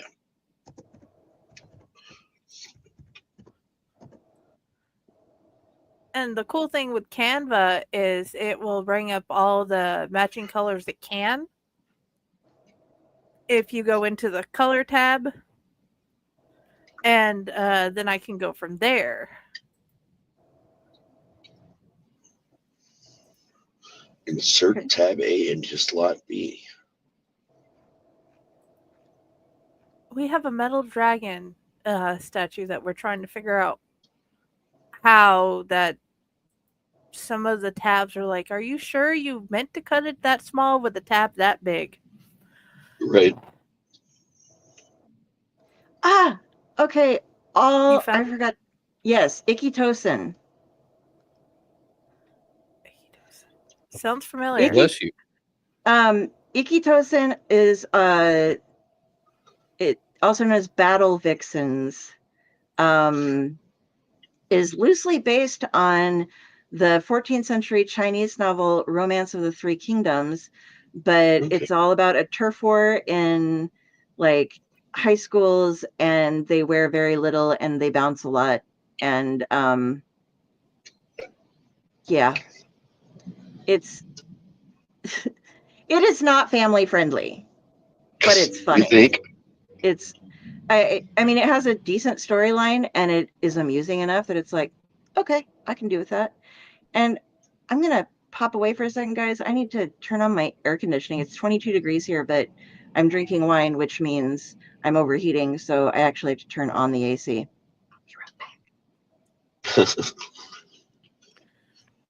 We're approaching the hour of 11, and I still have to get up from work in the morning. My first day back since vacation, so I'm probably going to follow suit here in a few minutes. Oh, and now my lump has removed itself. Alrighty. Oh, I do not want to go back to work, man. It was 82 degrees when I left Florida today. Damn. And It was 32 degrees when I got to Columbus. It was 82 degrees at noon today. I'll tell you, I got 13 years and 7 months until I can retire. It's taking forever. I know. I And hope it's that whip will help. just going to the beach, spending some time down there just makes me realize what I'm working for, what I'm trying to work for so I can retire.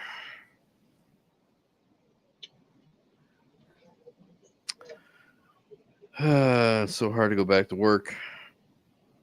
Most definitely. I'm always at Getting work. the- Yes, you are.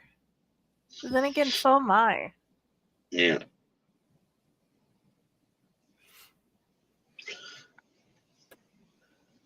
Oh yeah. Yeah, I think I'm gonna bounce, get ready for bed. Okay. All right, man. Have a good one. Sweet Y'all dreams. have a Come good back evening. alive. And I will most likely see you tomorrow night for Uncle Necro's Tomb of the Terrible. I'm excited for tomorrow. Have I a good love night. this movie. I haven't watched the movie yet, but I'll try to get it done in the morning. It's worth it. It's a good one. All right. Y'all have a good night. Good night. Later. Bye. Bye. I like turtles. Have you read the current Jason Aaron run on Teenage Mutant Ninja Turtles? It's I up have to issue 6 right now. It's Jason Aaron. So it's fucking brutal. And which is the purple bandana? Donatello. He's good. Like Donnie has some real issues. Like Donnie is traumatized beyond repair, it seems like. And I don't want to give any spoilers for it, but like each of them have their own things. And Mikey's yellow, right? Mikey's like, oh, look me, I'm a superstar. And they like have different stories going from whatever broke them up and they were apart, but now they're back together.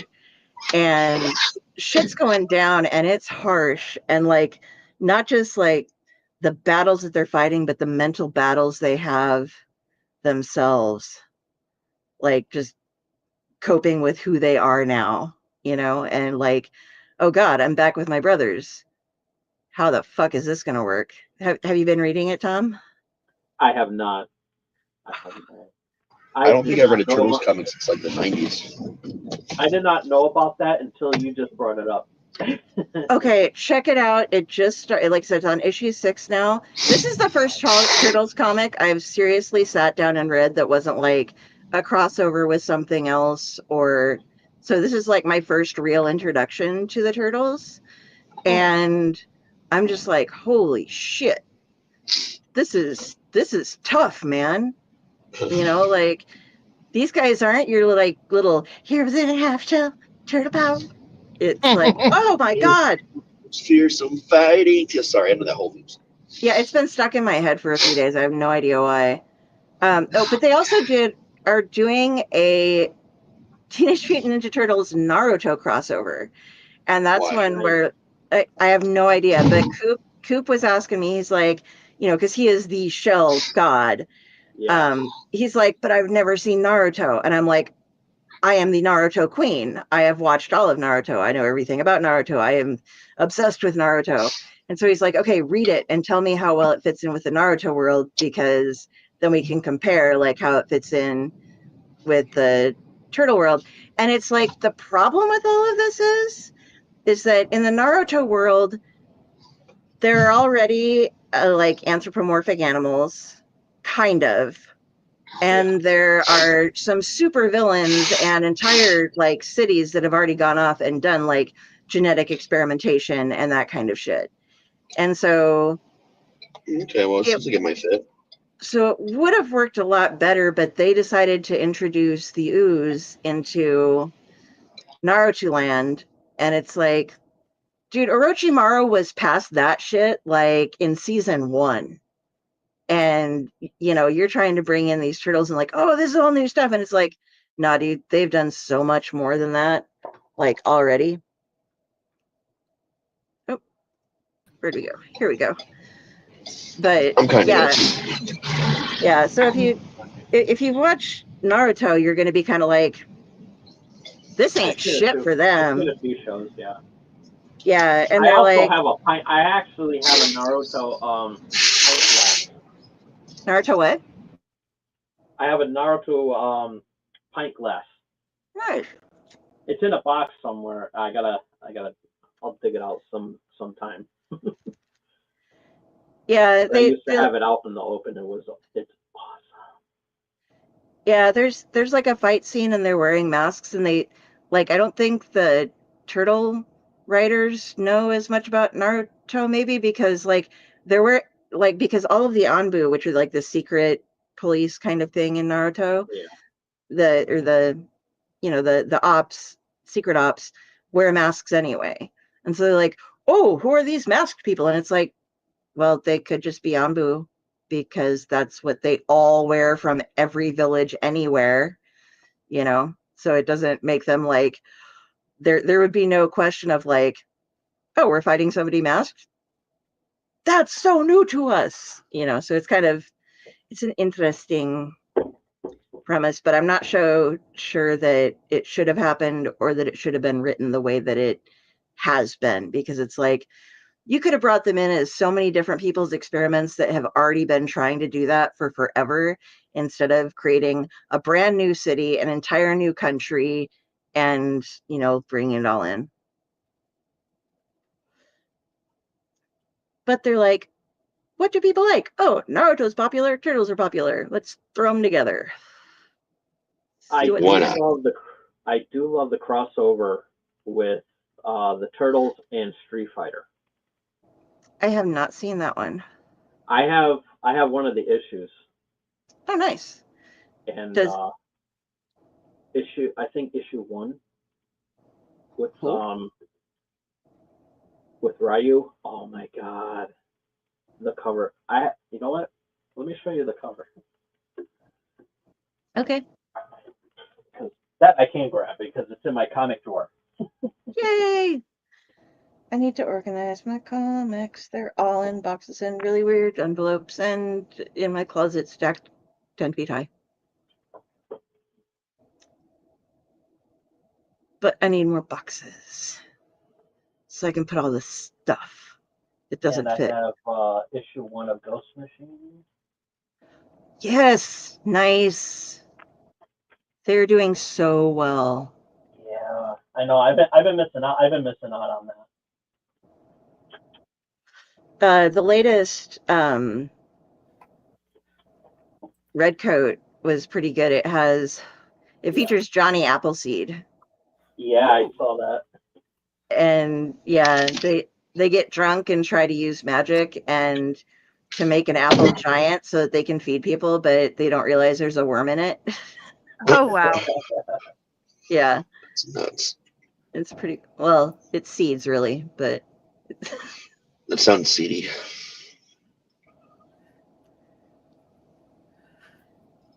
yeah.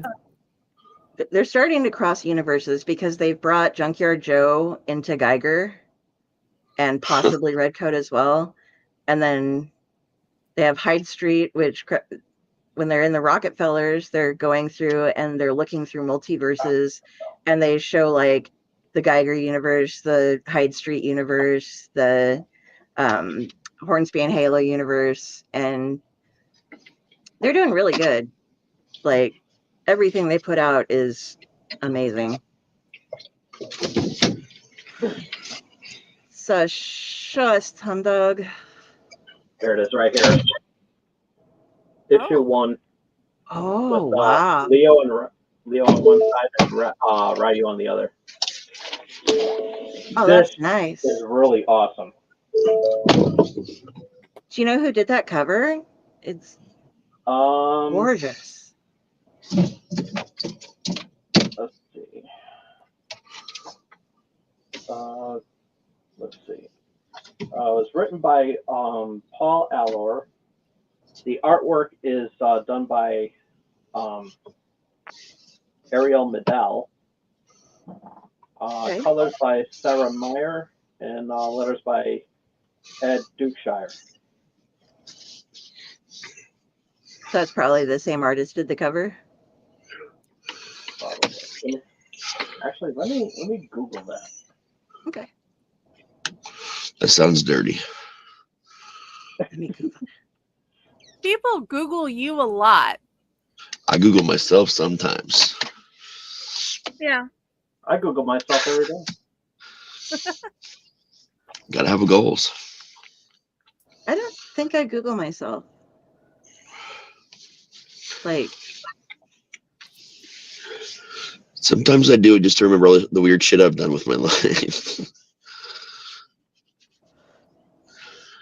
I kind of hope I don't show up in my Google search. Like, I show up in a Like, I bunch, just like do shit I don't things. even remember doing all the time. Like, oh shit, I did do that.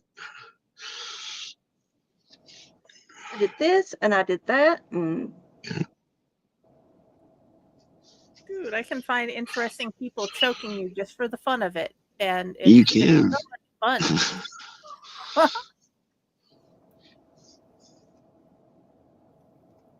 Look on Dell's face right now. no, I'm just looking at all this shit real quick and I'm like, oh, fuck. I haven't Googled me in a while.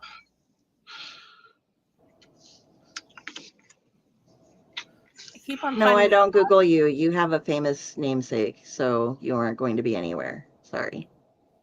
we Google you, we find some interesting stuff. But I think so far one of my favorite ones about you is done by the Black Dragon Tavern. That guy reads to me, I'm the happiest person ever. Yeah. I enjoyed him and it's either his friends or his brother's rendition of the Phantom Toll Booth. I remember the Phantom Toll Booth. Yeah, I keep checking Chilling Tales to see when my stories are coming out because I think now I've sold like another like 4 or 5 in the last month. Nice. I haven't And now, checked last week, to be honest. yeah, no, I haven't had a chance to check in the last few days, but I just got sent me 20 different ideas for stories that they're looking for. So they're like, how quickly can you get a bunch of these written? And I'm like, I will find out. Very cool. Oh wow, Owlite's not subscribed. We'll have to fix that.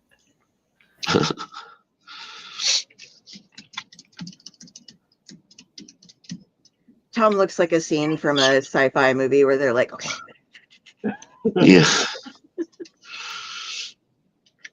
That's hilarious. I think Ariel Medell did the cover. It is gorgeous. Yeah, it is.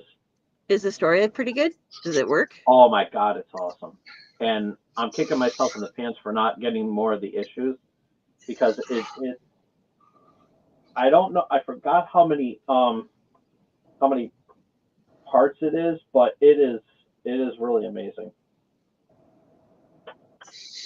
I'll have to check it out. Yeah.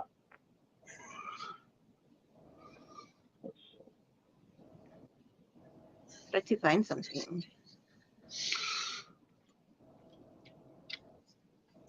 Yeah, I've been collecting a lot of issue ones lately. Oh yeah. That's always good. I'm not really reading anything right now, comic wise, because I still haven't had a chance to read Immortal Hulk. So I'm like, I'm not going to start anything until I can read Immortal Hulk. Yeah, I mean, honestly, if you can get read Immortal Hulk, read Jason Aaron's run on Incredible Hulk. Yeah, that's what you were saying. And yeah, and then hop into what Philip Kennedy Johnson is doing right now, and it's just like, if you want to see like the most tormented Banner, the most tormented Hulk, and then a combination of the two, it's just beautiful because it's like I've said this before, I thought the Hulk when I was a kid, because they had the Hitchhiker TV show thing guy going on, and I was Yeah. so Bixby, I'm just like, well, this is kind of silly. He's a goofy superhero. All he does is punch things, Hulk smash. And that's all I thought that there was behind the Incredible Hulk. And then I started reading Hulk and I read Immortal Hulk, and it's like, wow, okay, this character has got some depth, and it's like horror level shit now because PKJ is straight up writing horror Hulk. Like the monsters have come out to get him, and so he's fighting literal horror monsters and like cryptids and shit, and it's so cool. Oh yeah. Like, I still don't see if there's going to be a Captain America run where I'm going to be like, oh, Cap is so scary, like he's super nice. That's like, you can't have covert Captain. Well, you can, but it doesn't play true to the character. It's like It would just trying to be an write episode. evil Superman. It's not really Superman anymore. It's just somebody that you're dressing up like him. Right. Like a horror version of Captain America would just be him cussing and stabbing people instead of talking to them. Just fuck you, bam. That's the whole comic. Just Yeah, I mean, the Marvel Zombies is the closest you're gonna get to that kind of shit. Where yeah. they're I can't all wait for that cartoon. I'm so excited for that cartoon, man. I hope it's like even remotely faithful to the comics. What cartoon is that? Marvel Zombies. Oh yeah. I hope so. That's gonna be so much fun. Bum, bum, bum, bum, bum. We should get to see Headpool. Nice. I also have a signed copy of Proton issue 1 by Jerry Ordway. Ooh, nice. I met him at a meet and greet at my LCS. We don't have that many people come to ours, but yeah. And I'm backing out about talking about my LCS right now. They are great. They just did not explain some rules to me as far as when to pick up your things. And so I have missed out on a lot of pulls because I couldn't get there. Yeah, and I mean, it's like they're like, you have to get all your polls on a monthly basis, and they didn't tell me that.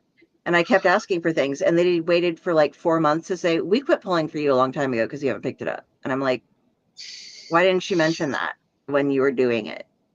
Right. I would have tried to make the effort, but what else you got, Tom Dog? Yes, I have one more. I have a signed copy of Space Ghost issue 1 by the one and only Tom Ryan. Nice. Oh, nice. I met him at the LCS, and he is a really cool dude. And I follow him on social media too. So Hell yeah. The coasts have like the best LCSs to go do things at, because that's where more of the comic book creators live. So it's easier for them to get to a show instead of being like, hey, come to Nebraska. Like there are a couple in Chicago and down in like, Cullen's in the Ozark, so he's going to be at the Kansas City thing. But in Nebraska, we aren't really set up to like, and we will fly you and pay for your hotel room, because no, you're not going to make our business that much money at all, because we have like 50 regulars. That's all that we keep afloat with, And I also, at an Apple Harvest Festival that I went a couple of years ago, I met one of the writers from Mystery Science Theater 3000, the one that was on Netflix. Yeah. He did a comic book. He wrote a comic for it, and he signed it and everything like that. And his name is Justin, and he's also one of the writers for the show as well too.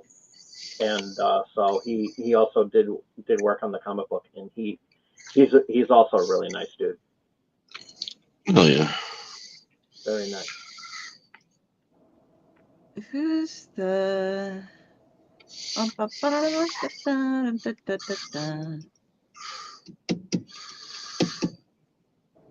What? Is there a Fred or a Frank that was involved with that? TV's Frank? Original MST3, like old school MST3K, yeah. Oh, Frank Conniff. Okay. Yeah. They've had him on the brig. Yeah, I got a book by him. He wrote something, and I won an autographed book from him from watching some podcast, and I don't remember what it is. I have it. Oh, wait. Nice. Excellent. Nice. It is hilarious. Harold Buckles. That's the guy's name. Do you guys watch any of the Viva La Dirt League stuff with like Epic NPC Man and all of that?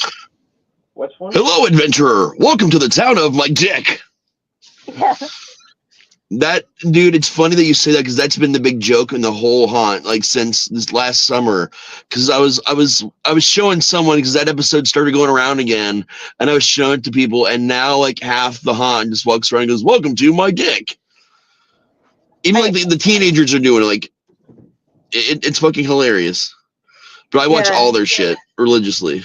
They put out a comic that Fred Van Lente wrote, and I got that somewhere. I just went to go look, and I'm like, pile. Right. Not gonna dig, because I don't want to damage anything I don't think it's boxed, and I'm like, okay, gotta be very careful. Oh no, wait, here it is actually. Like right on top of everything I was just pulling under. Oscar, you gotta go down.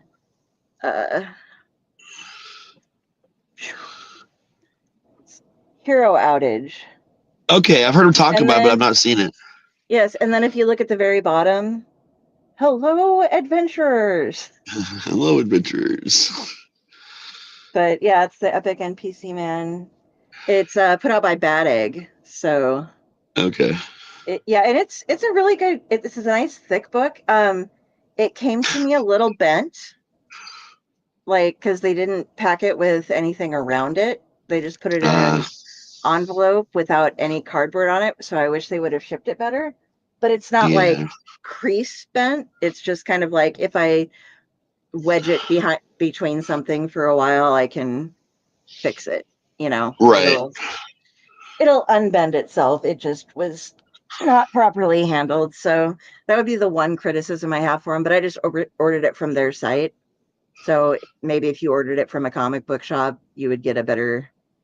Probably a back or something. Yeah. Yeah, because I've noticed a lot of things that I've ordered recently have, like, I've given up on some of the stuff I've been ordering off of Amazon, but I get free delivery for most of them, So, oh, I was gonna show off something else that I got. I think it's this one.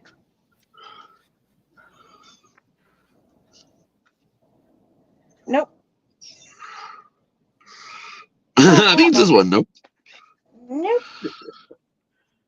No, I sent off Tyler Crook, who's super awesome, had something on his show. He was showing off his studio a while ago, and he has this piece of original art that was from a comic that he enjoyed, but he could never find the comic. And while he was doing his cool down, we were all chatting. And somebody's like, "Oh, I found it. It was in an anthology comic that had that character in it." And so as soon as he was talking about that, I was like, yeah, because I found it at the same time as Tugboat did. And I found it on sale in very fine condition for $5 because it apparently wasn't that popular of a comic. And so I had him deliver it to me so I could check it out and make sure it wasn't all crappy, And then I sent it off to him. And then as a thank you, he sent me a copy, like a thanks, Carrie, and signed a copy of one of his comics. And I was like, oh, that's so nice. And That's cool.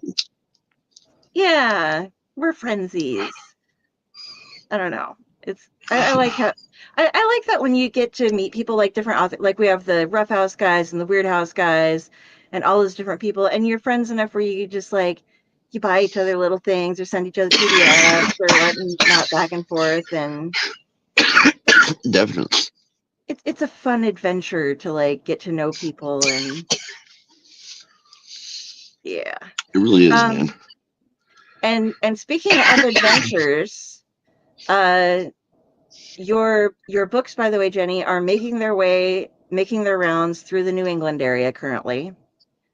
And Okay. I believe that next they will be sent to Ohio. Well, yes, because after we get the authors over there signed, none of them have contacted me about postage, so I've been waiting on that. And then I figure after that we'll get them sent to Raz.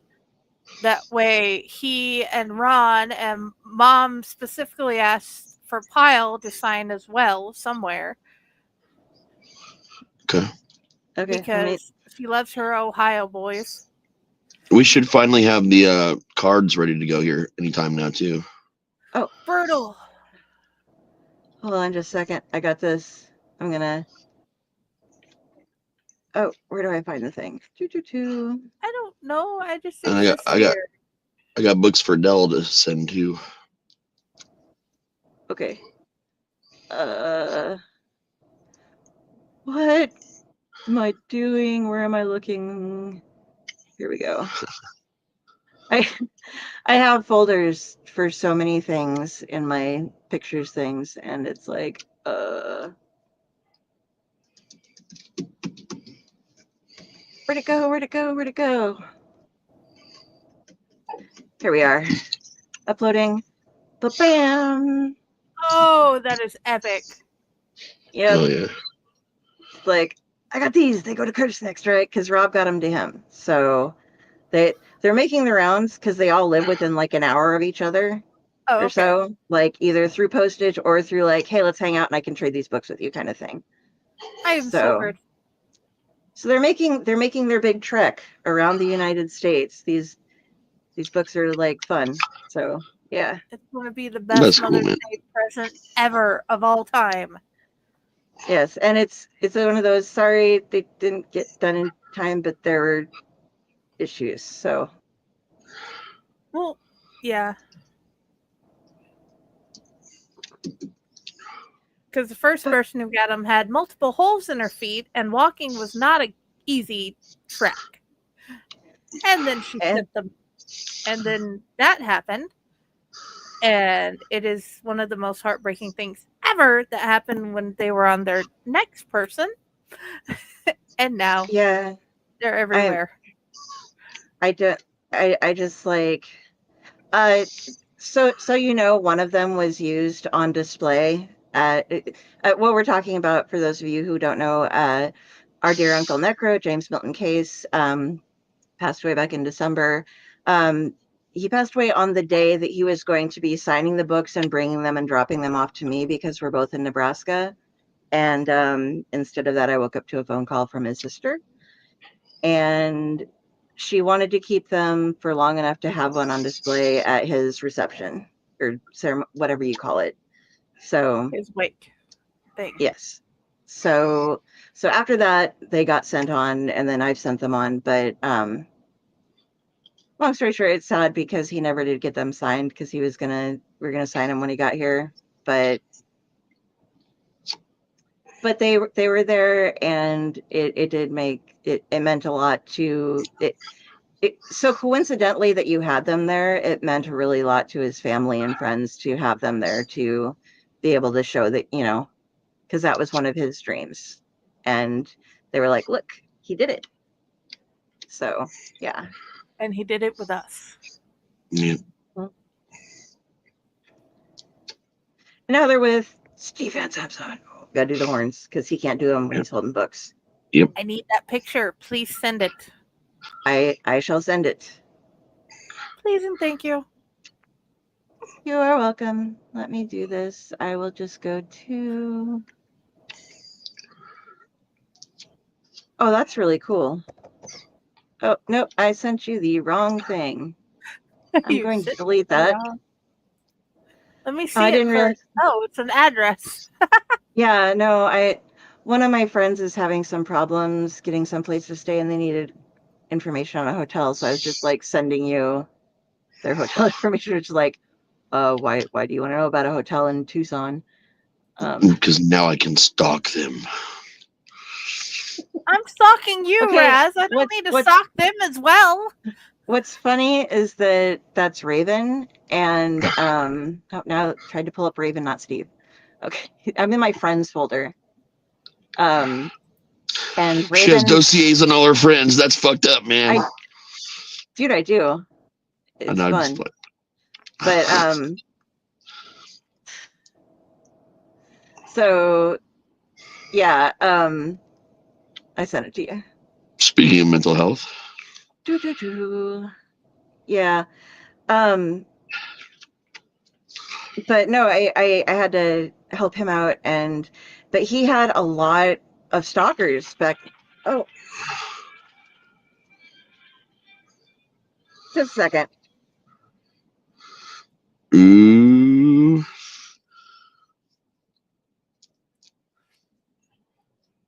Getting a phone call during the show. I don't have stalkers that I know of. I used to have a stalker when I was on cable access, and she was obsessed with me, and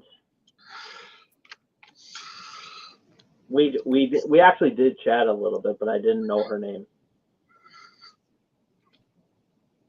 Stalkers are just friends I haven't met yet.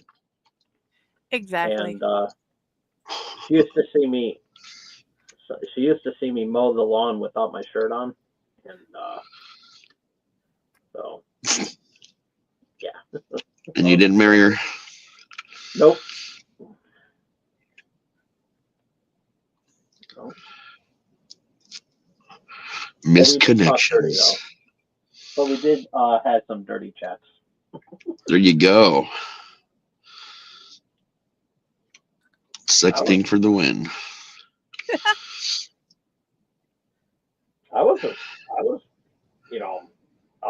popular in my town. When I was doing the cable extra shows, Nice. I had an entire nightclub that played country music and everything. They were the official sponsors, and they're not in business anymore, and I'm kind of sad about that. And every Thursday they used to put my show on their big screen that they had. And Nice.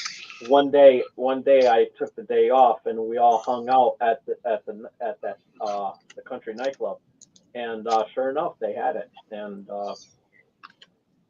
everything. So yeah, I said, "Aren't you?" It's like, "You're on there, aren't you supposed to be on there?" I was like, "No, I taped it," and it's like I gave everybody the night off. So it was really cool. It was really cool. Everything.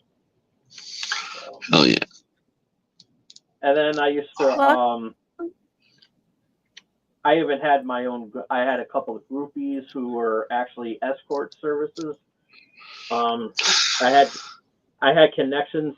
I had connections with an adult store that's no longer in business, and Connections. That's what the kids call it. and we did a couple of lingerie fashion shows. Yeah, he told us about those. Yeah, I don't think live on this show though. Oh yeah. Oh yeah. Oh, okay. It is possible to be your own adult store with certain businesses. Oh, That's true. I would open up an adult store like in a heartbeat. Do you want me to hook you up I- with a consultant so you can I will- become your own adult store and you can buy your kit? It's possible, but I literally have like zero funds to do so. I would only want to sell monster-based sex toys because those crack me up so fucking hard. Unfortunately, they are your normal run of the mill type thing, because like Color Street. So I can fuck the alien queen. That makes me sad. And Mary Kay, those type of businesses, you can have your own adult store with that type of sale chain. Yep, I know a couple people that do it over here. Oh, I have ideas. And I have ideas. All the things.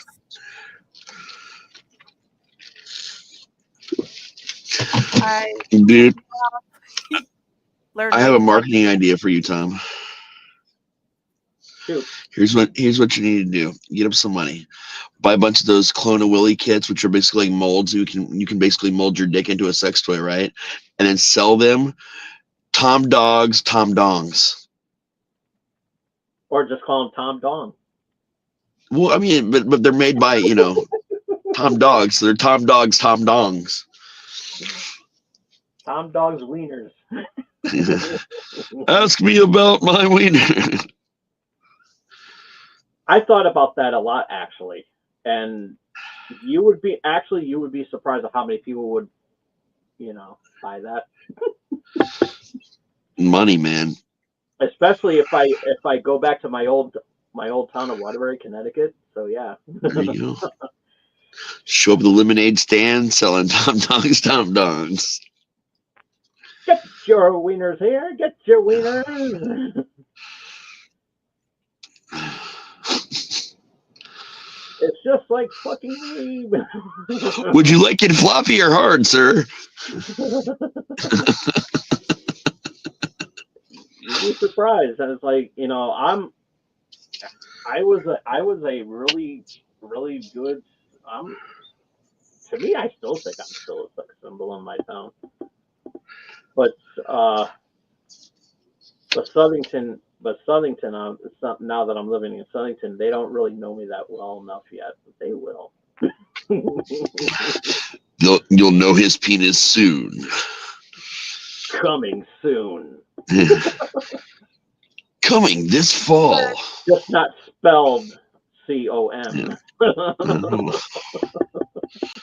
Little Allied After Dark. All right. I've lucked out. I don't have to worry about finding one. Yep. Okay. XXX. In case I woke up you this. do decide to look in at Tom Dog, I have sent you the link to the group, and Michaela will happily talk with you about becoming a consultant if you wish. She'll happily talk to you about Tom's dongs. Well, not Tom's dongs, but any toys he may wish. Awesome. What about Voodoo Dick? Do they have Voodoo Dick? I don't know. I haven't looked in a while about their current toys. I don't think I've looked since I've moved. I used to have a voodoo doll that was that I got at this adult store that was sponsoring me, and I never got around to use it. Never did. Do you guys really not know what Voodoo Dick is? Are you telling me you're not familiar with Voodoo Dick? And the story of Voodoo Dick, really? It's very famous. All right, I'll tell you the story of Voodoo Dick. So there's this long haul trucker, right? Long haul trucker, he's away from his wife a lot. You know, they had a great relationship when they got together. You know, they were very close. They fucked every day, and then when he started when he started his path, you know, to becoming a long haul trucker, he was just gone a lot. And it really upset her. It was really putting a big strain on their marriage. And you know, she really didn't want him to continue the job. You know, she's like, you know, it's going to be me or literally the highway, unless we figure our sex life out. He's like, all right, here's what we're going to do. Let's go to a toy shop. She's like, well, I don't want a toy. I want you. He's like, well, I get that, but I can call you sometimes. You know, we can kind of, you know, be passionate over the phone, have some phone sex. You can use this and think of me. And she's like, I mean, I'm willing to try it out, but I don't, you know, that seems odd to me. I've never used one of those before. He's like, let's just try it out. So they go to this sex shop. It's kind of a weird kind of CDS sex shop. And they're looking around, and, you know, the guy behind the counter is like, can I help you? And he kind of explains the situation and that he's in right now, and he's looking for something special for her. And she just kind of gets embarrassed and goes up to the car, and he's like, I got this. Don't worry, honey. And the owner brings out this case. It's like this black obsidian case, right? It's like very shiny. And he explains, before I take this out of the box, let me explain. This is a Voodoo Dick. Voodoo Dick is the most pleasuring dildo there is in the world. It was, you know, yeah, it was hand voodooed by Marie Laveau herself. I mean, this is some serious, you know, juju here. And the guy's like, okay, but how does it work? He's like, that's the thing, man. Come here a minute. Let me set the box. I don't want the box to hear me. And the guy's like, what the fuck, the box to hear you? Just follow me. So you go to the side room. He's like, all right, man. He's giving his voice real low. He's like, all right, dude. Here's how the Voodoo Dick works, right? You just say Voodoo Dick and tell it what you want it to do, and it just does it. That's it. He's like, this sounds like this is bullshit. He's like, I'll tell you what. I'll sell it to you for $100. Now, you notice the prices in my store. You know, a lot of the nicer dildos are like that much or more. But if for some reason it doesn't do the trick, it doesn't satisfy her properly, bring it back. Not only will I refund you your money, I'll give you the most expensive toy in the shop. On top of that, he goes like, all right, fuck it, we'll try it. He's like, now this is, you're selling me a used dildo, right? It's not so much used. No matter how many times you use Voodoo Dick, it doesn't get dirty. It doesn't ever need cleaned. It doesn't smell. It's part of the magic. It's like self-cleaning. Because they go, okay, I've heard of those. The guy's son's like, yeah, sure you have. Yeah, it's one of those. All right, cool. Takes some Voodoo Dick. Explains it to his wife and leaves town, you know, for his first long haul trip. And he's going to be gone for like a month. Towards the end of the month, you know, they talk, and she's kind of a little frustrated, a little upset. And he's like, haven't you tried it yet? She's like, no, you know, it's very weird. He's like, well, listen, I went out on a limb here. I'm trying to, have a better sex life with you. I need you to just at least give it a shot. So I'm going to call you tomorrow, and you're going to tell me how it went tonight. Because for the first time, I just want you to get to know it. Like we don't need to be on the phone during it for this time. Just I don't want you to be self-conscious. She's like, okay, fine. I will try it tonight, and we'll talk tomorrow. Calls the next day. She still hasn't tried it. She just can't do it. She just cannot do it. He's like, all right, I'll be home in a week. We'll figure things out. So the day he gets home, he actually gets home a day early, in fact, than he'd planned. He walks into the house to her just fucking screaming. Like he finds her in the bedroom, just, reacting like she's getting plowed, but he doesn't see anything anywhere. And she's crying, but she's also moaning. It's very frightening. So he's trying to find out what's going on. And between moans, what he basically gets out of her is that she started using it that morning because she figured, fuck it, why not? And then, maybe they could have some fun when he got back or whatever. And she understood how to make it turn on and work, but she didn't know how to make it stop. And he panics. And he should know how to make it stop, but he's completely forgotten. He's like, fuck, what do we do? So he throws her in the car. He lifts her up, throws her in his car, his truck, and not his semi, but his truck, and drives her to the hospital. I mean, he is fucking flooring into the hospital, pulled over by the cops. And he just keeps going there for a little bit. And another cop kind of gets in front of him, pulls him to a stop. Once they get stopped, one of the cops heads on, and the other guy, gets out of his car and comes up. He's like, sir, what the fuck are you doing? You're driving erratically. You're speeding. You're literally going 90 and a 35 right now. What's happening? Right? Are you drunk? Because no, officer, I'm not drunk. Meanwhile, they're just moaning and screaming from the passenger seat. Cop draws his gun. He's like, what the fuck is going on? What are you doing? He's like, sir, nothing. He's like, my hands are right here. I'm doing nothing. And can I step out of the car and explain to you what's happening right now and why we need to get to the hospital? Because like, all right, but keep your hands in the air. Keeps his hands in the air, shuts the truck, and gets away to give his wife some privacy. And he explains to the cop about Voodoo Dick, with the sex shop, the whole reason he got it in the first place. They can't make it stop. He's like, are you fucking kidding me right now?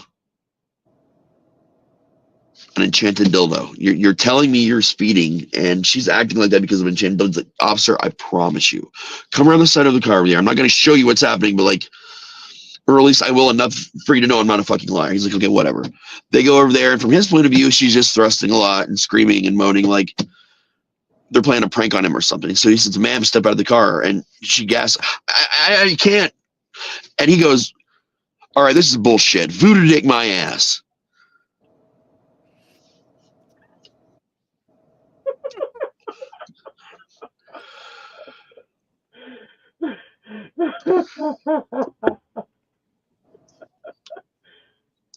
What did we walk in on? No, that I need to The drink more normal too. weirdness that is some of the stories we have with Raz. This is actually an actual known joke, by the way. I've heard it in a lot of different ways. Pyle knows a version of it too. Actually, he'll tell you a slightly different version of I this. figured Hilarious. out what in the fuck you were talking about when you finished it, but at first I was just like, Voodoo Dick. Yeah. when you were like, I just tune in between. Sorry about the phone calls, by the way. I was just talking about Raven and how I accidentally copy pasted the hotel room. That was the hotel calling me, because it's one of those things where if you pay for somebody else's room and you aren't going to be there, they needed to make you send them an email saying, yes, I did say that I could. So I had to talk to the guy, and then I hopped back on and they called me back because it hadn't gone through yet. It wouldn't process. Oh. And then as soon as I was talking to them, oh wait, it just went through. But it was one of those little delays with my thing. So I had to talk to people. So anyway, I have somebody successfully landed in a hotel room. And Good, send love. No voodoo dicks near me, please. I have voodoos. I just don't need them combined. No, not gonna go that way. That's okay. The cop didn't know how to turn it off either.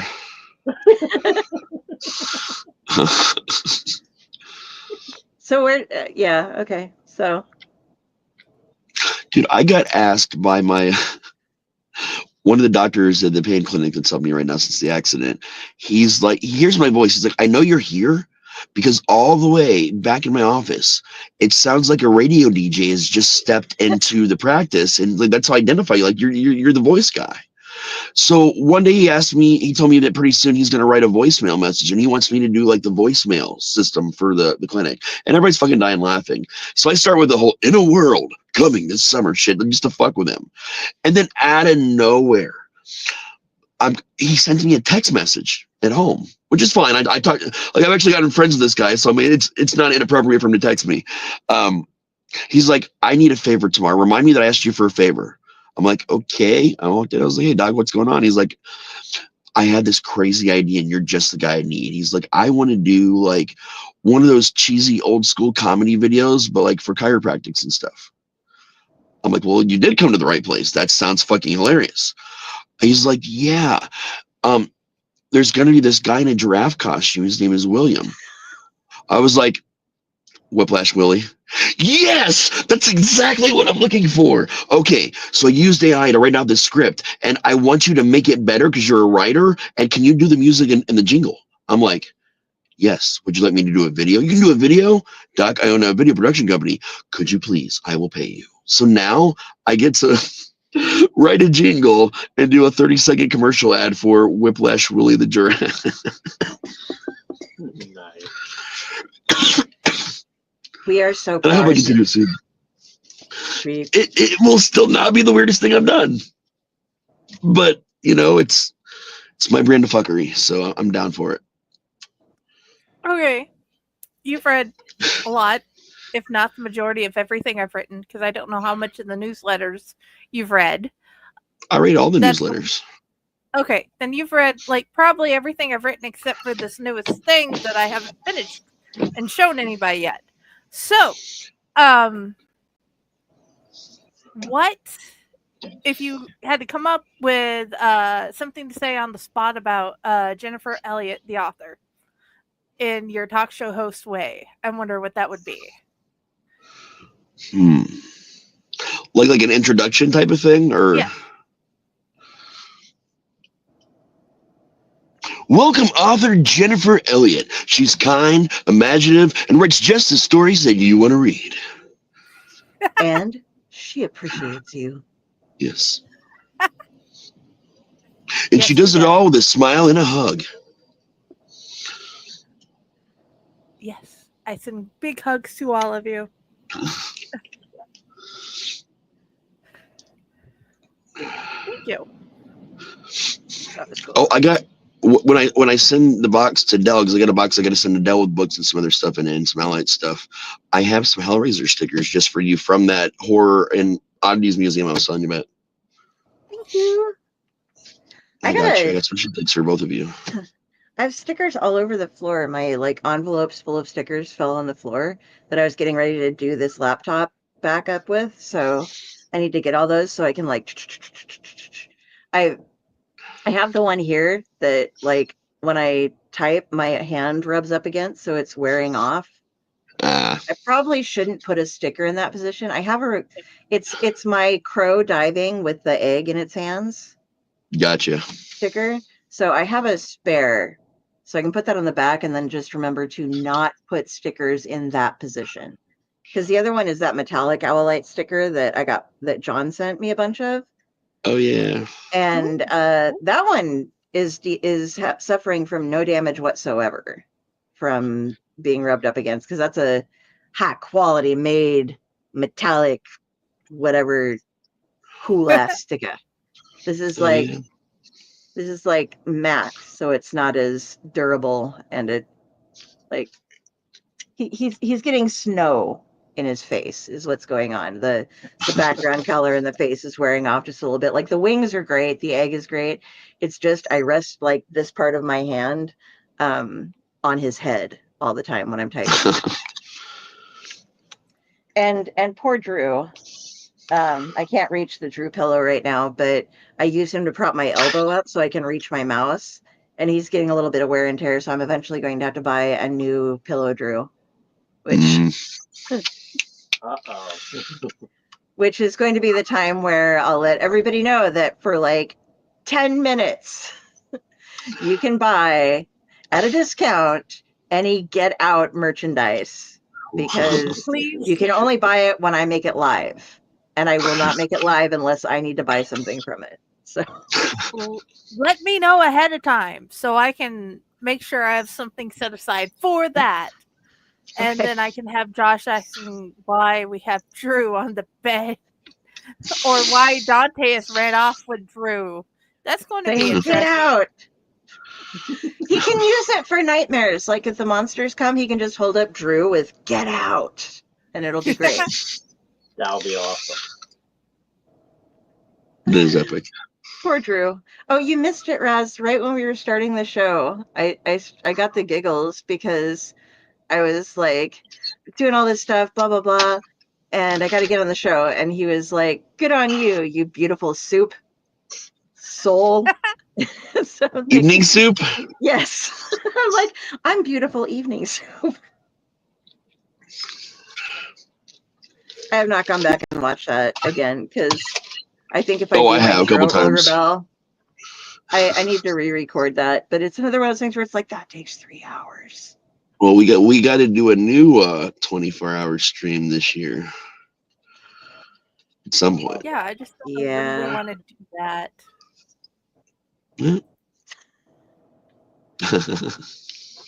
This is my wrestling prop. Hell yeah! What was the date of the Nice. last one we did? It came up just a little To- bit ago. Like it was a few days ago, I think. A year ago. No, it popped up in my on this day memory thing. Oh, So I had like a bunch of them because we had to put each one because we can only do so many hours, you know? yeah, So it yeah. was like chunk of 24 hours. We definitely need to do that again soon. Then Yeah. we had the scheduling down really well last time, as far as like what everything was going to go. Like all that worked out really, really well. We just need more people to help, so it's a little easier. Yeah. And I need to get the a better 2nd of February. Oh wow! So it's been we missed that mark hard No, we only missed by a Yeah. week so far. so far. Yeah, I mean I can definitely do it once the Valentine's Day stuff is over. So we should probably have a meeting really soon about that, not during a show, and figure out what day we're going to do it. Yeah. Oh yeah. Do some fun stuff together for it.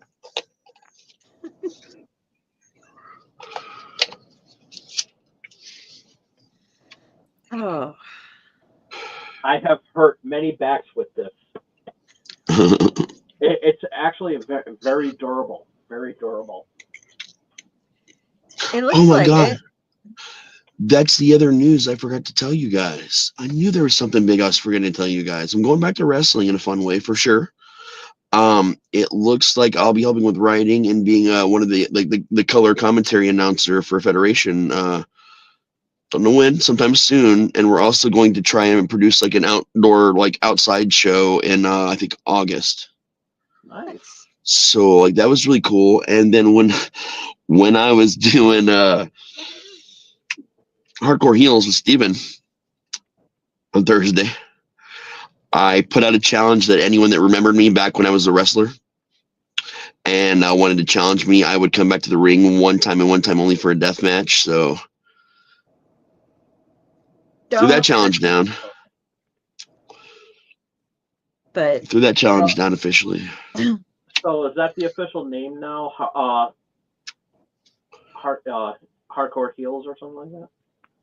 That's the one that Steven's doing right now. So like Okay. Steven's doing his in place of Matt's until Matt's comes back. Until Matt's and Monsters Okay. comes back. Oh, okay. But it's also a very different show. It's very different. Oh, okay. Because I wanted to make sure I get the correct name of the show before I shot you guys out Yeah. on my 2 Wrestling Prime shows. I wanted to do, there's currently Black Canary has Best of the Best out, and it's a series of her fight. God, I can't remember who she's fighting. Hold on. I should know this, but it's not a character that I was very familiar with. Flat Canary, Best of the Best. She is fighting a bare knuckle brawl against. Oh God, come on, tell me who it's with. Ryan Sook's doing it. Otto Schmidt is drawing it. Why doesn't it say who she's fighting? I don't know. Don't know. Oh, Lady Shiva. Okay. Okay. So they're doing like a 9-round fight, but they can't use any of their powers. They can only, like, Canary can't use her voice, whatever. You can only like fight through the whole thing. And there's some backstory and her training and the why she's doing this going on. But through it all, there's the commentators going through the match and like what's against them, what's for them, what they're doing. Oh my God, and stuff. And once again, it has John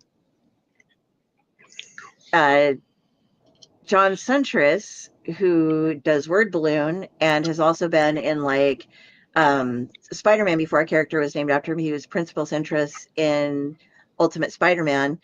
He is one of the, they have Mouthy Johnny Suntress or something like that, is one of the wrestling or the boxing commentators. And that was something that he actually did back in the day. And so I've been wanting to try to organize a live read of that and have like him with somebody else who is also got the commentating voice going on so they can back and forth and do stuff.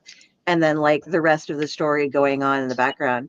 But I think it would be really, really fun. It's just a matter of, the problem is that the letterer didn't ink like color by color. So unless you see them mention one of the other person's name, you can't quite be sure in the commentary which one of them is saying it if it isn't showing them. So when it's showing the mat, you're like, okay, and that's one thing. Gotta love your letterers, guys. Letterers work really hard, but their job, and I'm not saying this person is doing a bad job, but their job is to make sure that you can follow the story as well as possible without interference. And if you're having both people talking back and forth and you aren't separating them by side to side or a little bit of color or something like that, you're losing your readers. Yeah, they don't know who's talking. True. So they don't know if they're like correcting themselves or they're talking back with the others, because both things happen. So no offense. I'm not trying to diss on you, dude, but just saying. Get your shit together. Yes, it's. I'm not going to call out like who it is or anything like that, but yeah, it's. You know who you are and you know what you did. It gives you an appreciation for really, like, Rob Lee is my favorite letterer out there. He's just amazing. And you can follow every single thing he does, and his sound effects, like the way they go together. And he does like the transparent background ones, and some of them where like the lettering is like the background but more in focus than the actual background. It just, you can read that story and you're just like, fuck yeah, dude. And like you were talking about Ghost Machine, he is lettering everything at Ghost Machine right now. So, oh yeah, you know, you get his distinctive style going on that it's built up over the years, and Ghost Machine has its own specific fonts that are used for everything. But like, it's stuff you got to pay attention to, you know. right. I was thinking it would be really fun to have a book, and instead of having it narrate, or like instead of having it illustrated, having a letterer go in and do like some of the sound effects for you, or if somebody has a very specific voice, like having them write that part of, you know, like different characters, and having it all done in different lettering techniques. But it would be ridiculously expensive to get it in print. But I think that'd be a fun deal at some point. Yeah, it would be. I'd like it. I would too. I'm a fontaholic though, so. You are. It's not a bad thing. Excuse me, that is sans serif. You aren't going to use that on mine, right? Right. Okay. Because I am a serif font girl. And yes, there are some weird, spooky fonts that do include serifs. So, if you would like to know, contact me. I probably have purchased them if they weren't So that's your free. favorite font? Anything. Serifs are when Font they type. have, yeah, like a sans serif is like Comic Sans where there's no like Yeah. lines going underneath. Like if you have an A, a capital A, you have A. If you have a little line and then the thing at the bottom of it that shows the end caps of each letter, like an F would have something at the bottom and on each side, that is serif. And they, to me, I can read them more distinctly. So like because it cuts off each letter. It's hard for a lot of people with like dyslexia sometimes to read some of those fonts. Comic Sans and some of the others are more set up for them. That's true. And I just have problems anymore. I'm nearsighted, but I can read a book that's like here in front of me. I don't need to get bifocals. I can just take them off and read it there. But when I'm like doing podcasting and stuff, I have my screen up and I have like a Word document up that'll be at like Book Antiqua 14 size font, and it might be enlarged even a little bit for me to be able to read it while I'm doing stuff from the computer.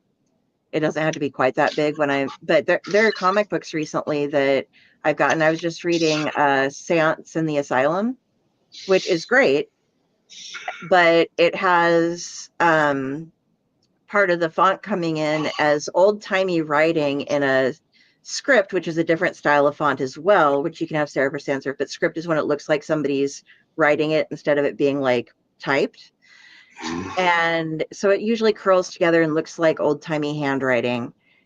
And it's so small that I had to blow up the screen to read it to like 180% on the pages that was used on, which means that if I had it in a regular comic in front of me, there's no way I could have read it because I needed to have like the panels that would be this big blown up to about this big to actually be able to see what was said because the font was so unreadable.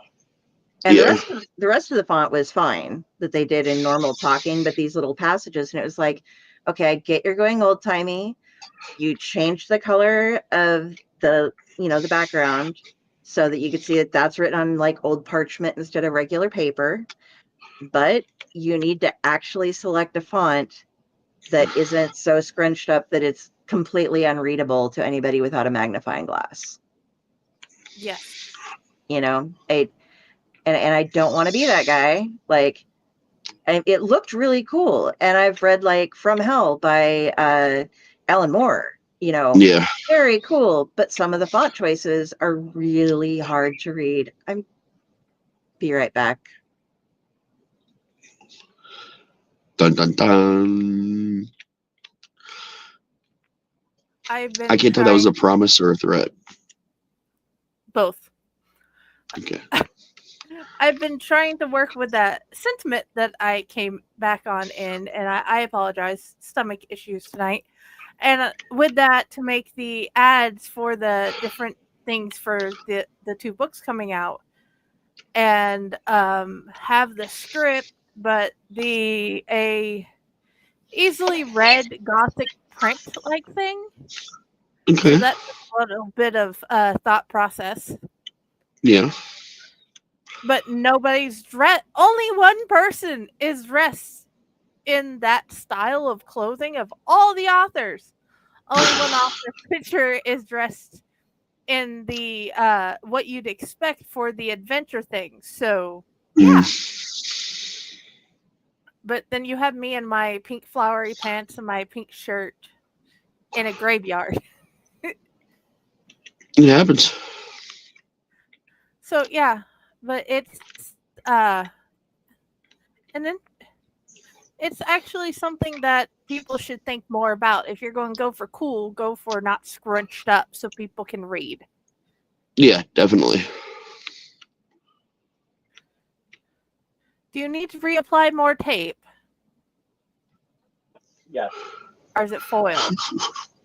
Yes. I gotta like make this more durable, and yeah, it's starting to wear off because I had it for so long, and the tape's wearing off, and this is underneath here is like a very thick piece of cardboard. So it Okay. has that sound, and Okay. it hurts. It hurts when you more so on the head, Oh, but it makes a better sound if you smash it on somebody's back. And Yeah. so yeah, this is my group there, the XWO Extreme World Order. I could tell you stories about that. that. We were basically the hardcore version of the New World Order at the time when I started the group, and we were making this rib that we were saying that, oh, look at the New World Order, they're separated because of the fact they found out what we're doing and they're afraid of us. So I don't know if you guys have an Academy store close to where you are, but I might suggest getting one of they have Targets about the same size to use, and then you can cover that. And it's actually really durable. It stands out. It stood up multiple hurricanes since I've moved in, nice. and they were using it before I moved here. So that could be a suggestion. Yeah. His name is X Block. Mm. His name is X Block. X Block. X Block brother that you beat stuff with. I don't know. Yes. Nice I X Block sorted. I reference, don't though. I do like that it. Yes. He first started off in 1990 in the early stages. He was originally named Blockhead, and he didn't have a face until after I used it the first time. It was just basically we made the illusion that it was a piece of a table, and So Plague. yeah. so I put it on there, and we did this spot because one of the things that was so popular on Wrestling Prime back in the day was hostile takeovers, and Hell yeah. so since hostile takeovers was such a huge thing, we did our own thing, and we had there was a guy that was coming out there that was working at the studio. He was actually doing some editing. He had a different show. He was called the Landlord of Love, but when he came on to do that spot with us, he was known as Bandsaw, and so we did this spot where I'm tied up in his car, and I broke free, and I took this when it was just a piece of a table. I came in there, bashed him one time in the back with it. It sounded like a gunshot. It literally sounded like a gunshot. And so this became my right hand prop ever since. I named him Blockhead. But then as I started coming up with started doing more storylines on the show, becoming more popular, I gave it more of a name and called it X Block. That's awesome. And this is actually the Mark II X Block, because the Mark I was lost in an indie show in Long Island, New York. And even then, it couldn't be destroyed. There was one of the guys there that we had a feud with. His name is Danny Justice. Happy birthday to him, by the way. And he took the original X Block and put it on the turnbuckle, trying to destroy it. He could not destroy it. He could not. So this is the Mark II X Block, because after it got lost, and so I put this little ditty together, and ever since it's been with me. Ever since it actually survived. It was one of the survivors of the fire. So that's how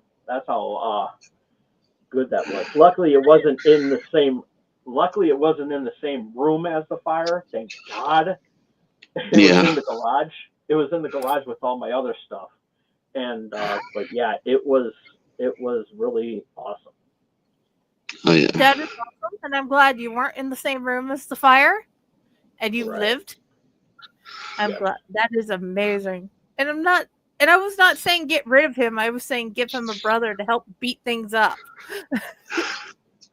I wanted to do this spot where he had a wife and kids. He had like little, because I had little ones. I had like little pieces of that thick cardboard, and I was just gonna call him his you know his little cubes or something like that, and just chuck it at people. That would be cool. Yeah, but that was a long thing, but yeah, he's took a lot of damage, and I took most of it. Sometimes to the head, but but not so much on the back. But yeah, this is very durable. That is cool. He is Okay. awesomeness. Yeah. As So a matter what'd you of think fact, about? Huh? Go ahead. I will actually demonstrate how durable it is, because it's been a while. We get a show. I don't know if that came out. I Oh heard yeah, you we can guys. hear it. Oh, okay. We can hear it. So, if you're wondering why I got a headache tomorrow, you'll know why. What a blockhead, Charlie Brown. Mm-hmm. So what'd you think about Royal Rumble, man? It was good. It was really good. I always That love, ladder I always match, love man. them. Oh my God! I'm surprised that Kevin Owens is still standing after that spot that he took with that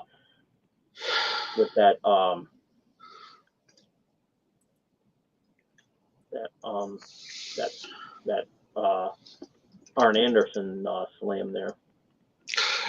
The one that worried me the most was when he finally got the ladder in and wedged it between the ropes and the other ladder, and he slammed Cody onto it. The ladder had moved a little bit, and you could tell that neither of them realized the ladder had moved past the mark, because when he went to turn around and slam it, he misjudged it. And what people didn't quite notice, unless you were really paying attention, was he slammed his own the edge of his head into the ladder and laid on the mat and looked like he was completely out. And that's when Nick came down and like tried to call off the match at first. Yeah, I saw that. I was like, oh my God. Yeah, I don't know how either of them survived that, dude, because that's the match type that took me out. Like, that didn't end in my career. So like, we're at the hotel in Michigan, and I wanted to watch it, so I went outside to just watch it from the car, because I didn't want to wake her up, because I knew I was gonna start yelling at the screen and shit, because I always do during wrestling, fun shit during wrestling matches. But that one, I was on the edge of my seat, like freaking the fuck out about like just all the damage they were taking, man. And I swore that neither of them were gonna be able to walk. And then Cody got up and did everything that he did, and and then of course Monday, you saw Kevin. But like, I just don't know how they survived it, dude. I've been on record saying this is the greatest ladder match since Shawn and Razor. Oh yeah, absolutely. And there hasn't been too many ladder matches other than the Money in the Bank ones, but yeah, it's always just Money in the Bank or like TLC, or a ladder's there, but it's not the focus. Yeah, but yeah, I thought Kevin Owens severed his spine after that spot there, and that worried me a lot more. But yeah, he was in a lot of pain after that. I don't know how they survived. All the matches were great though. All the fucking matches, and both the Rumbles were fucking fantastic. But like, that one was, for a mid card match, that one was the big duck. Yeah, absolutely. And I kind of laugh at when Nikki Bella came out. I didn't even give a shit about her. They showed they showed this bar in Texas or something like that, and they said, "Oh, and Michael Cole, he's trying to sell the crowd and everything. It's like, oh, listen to the crowd. The crowd is going nuts and everything at this bar in Texas. They're just sitting here like this." Yep. Yep. I That was could hilarious. not stop laughing. That shit was so funny. The whole skit they did to put Speed in the Rumble, that one had me laughing so hard, dude. Because after Braun Breaker breaks him, he throws him out, and Otis has him, just fucking flips him over his head. He lands, bounces off the announce table, and is laying on the floor. About 10 minutes later, out of nowhere, Michael Cole goes, "Oh my God, Speed, he's waking up. He's typing in his chat room. What's he saying? He's telling his follower, asking his followers where he is right now. Speed, you're on the floor, buddy. Wake up." It's like, what the fuck? I was dying. I was like, you know, between that spot and that kick that he took from Randy Orton at WrestleMania, I couldn't. It was like, you know, bring him back some more, because I just like him seeing him get thrown around like a rag doll. It's fun. Yeah, that was when he was inside the Prime bottle. And I'm not even a I Show Speed guy, because he's a Logan Paul kiss ass, and yeah. Well, I'm hoping they're going to build up them against each other kind of thing. That's where I'm going to the bathroom. Well, I mean, I think people actually like him, but no one likes Logan Paul. Nobody likes Logan Paul. I don't like Speed either. I really don't. He comes out as too annoying, and you know, he's just like, you know. I saw some of his videos, and I'm like, really? At least he didn't go to Japan to the suicide forest and show video footage of dead bodies and get kicked out of fucking Japan. Oh yeah. Well, that wasn't the only thing that Logan Paul did. He was also. Oh, I know.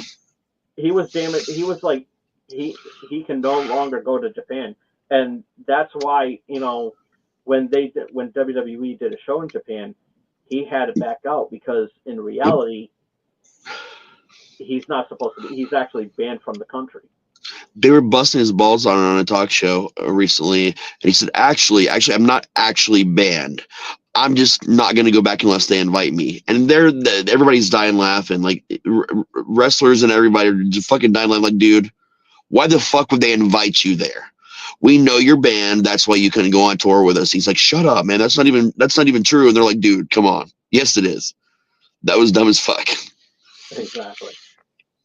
And, you know, I once did a rant about him, and I almost got a heart attack because of him. Because my face after that I saw that video, my face was so redder than one of those Solo cups. That's how red my face got, and I came this close to getting a heart attack because of it. Yeah, dude's a real piece of shit as a human being. Yeah. And, like, he's such a piece of shit. Like, I don't even care about him as a wrestler, and I just get bored with even matches I should like, that I should be interested in, because he's in.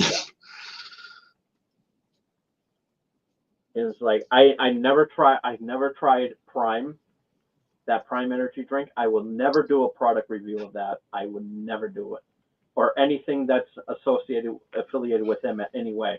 Same thing with that. Well, he's getting sued over Prime now. Like, there's a big lawsuit over it and shit. Yeah, that's why you're not seeing him as much. And that's here you are all over Ohio, because all the gas stations are trying to get rid of them. So like a lot of the gas stations around here, you can get one for $1 if you get a fountain drink, you can get one for $1. I wouldn't even give them 10 cents in a bargain bin at Dollar General. Right. And you know, and I don't know if you noticed, but there's no Prime logo anywhere in WWE anymore.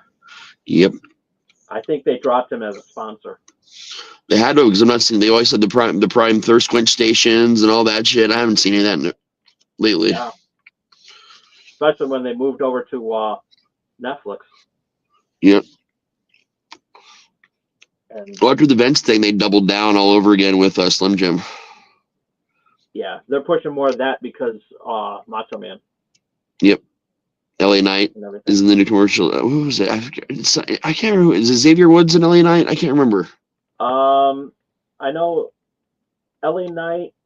I think Xavier Woods was in a couple of them. Okay. I know. Xavier Well, I just saw a Woods commercial with both of them in it recently, like together, Yeah. and like driving in a car. Like it was during Royal Rumble. Yeah. That one was with Bianca Belair, Oh, okay. Okay. and there's also another one too. Because I know Xavier Woods and Kofi was doing also Old Spice. Yeah. They were doing that. Yeah. And I'm trying to remember. I got to go back and watch that. I got to figure out who else was in there.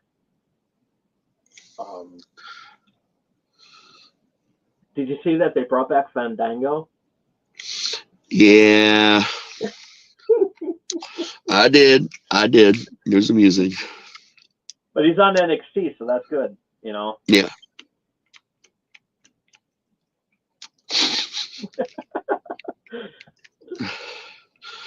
Yeah, over on Hardcore Heels, we're counting down the time when AEW finally is no longer in existence. We're pretty sure that that's going to get ran into the ground because it already pretty much is. Yeah, but they got a Every good time they story. do it, they have a real good storyline right now between Mariah May and Tony Storm. But that's one of the only good things they got going on. It is really good, and I can't wait for this Saturday. That's going to be a good show. Yeah. I've still yet to watch an AEW show. I've been plugging the hell out of AEW after that. So, me and Steven get a lot of hate because we love a lot of the wrestlers. They go over to AEW. We respect everybody, but Tony is such a fucking moron that it's just bad, man. It's like watching the worst parts of Vince, Eric Bischoff, and Ted Turner in one person. I did a couple of live streams. I don't know if you caught that, but I did a couple of live streams for Dynamite and just recently Collision. Oh yeah.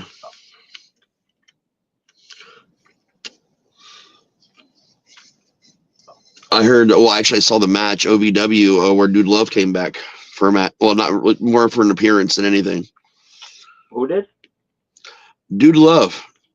Oh, nice. One of the faces of Foley. Yep, it was an OVW match. And apparently, someone was talking shit and attacked Mick Foley. So, of course, Dude Love comes out and whoops his ass. I loved it, dude. Wow, have mercy, baby.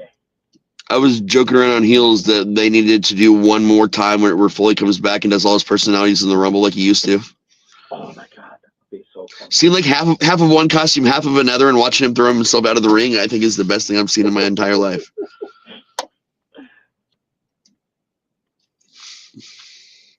Jack just eliminated Dude Love. One outfit, he can come out as he can come out as Dude Love, then take the shirt off. It'll be Mankind.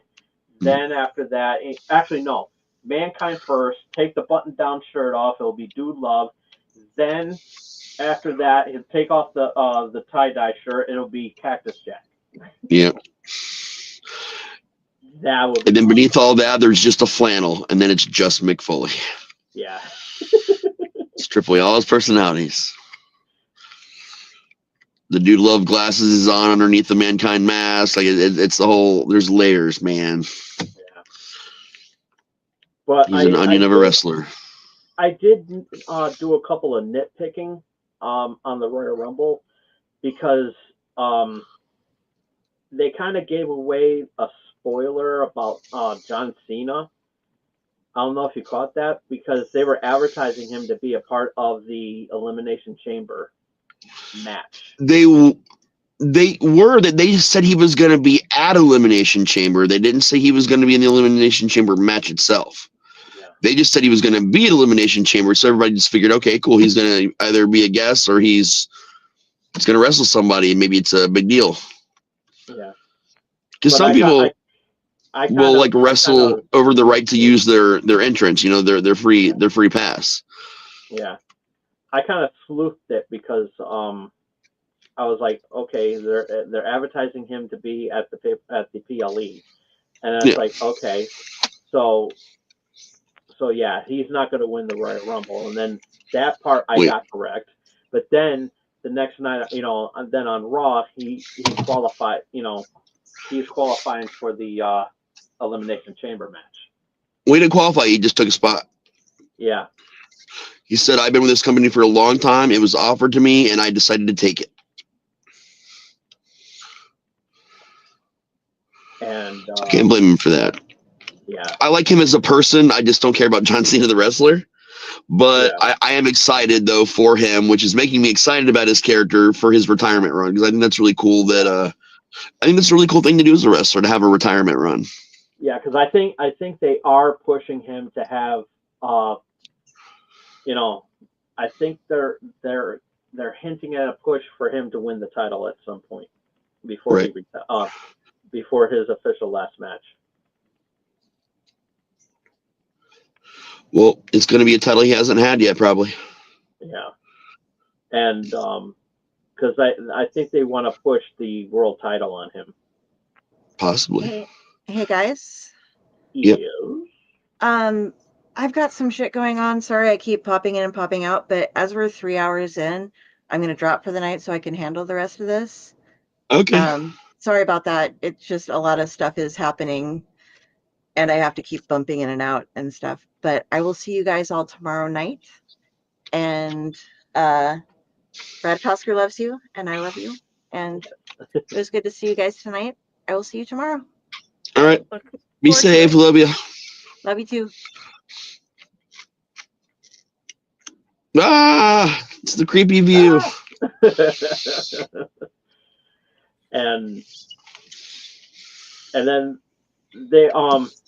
word got out about Charlotte Flair. Yeah, I can't stand her. That was the one.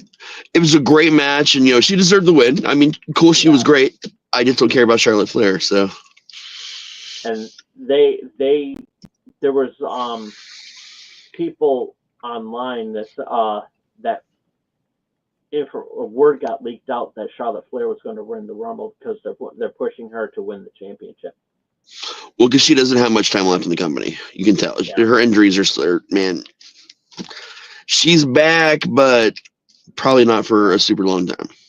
Yeah. And sorry about that. But yeah, it's like, and another mistake that they made about Charlotte Flair is that they advertised her to be back. I wanted her to be like nobody knew that she was going to come back. Yeah, same. It would have been a hell of a lot better, and I think the reaction would have been a lot better too if she was number 30 and nobody knew that she was coming back. Like how they brought in Alexa. Yeah, and John Loved Cena. that. Yep. With, yep. Well, no, we knew John Cena was going to be at the Rumble. He said he was going to be at the Rumble. No, I'm talking about like a long time ago when he when nobody knew that John Cena came in as number 30 in Madison Square Garden. That was cool. He won, and I think he won that one too, if I'm not mistaken. Yeah, and that was a good Royal Rumble. That was really good. Oh yeah.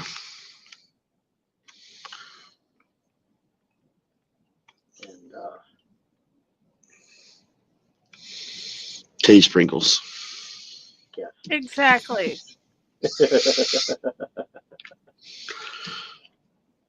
Rainbow or chocolate? Lost, please.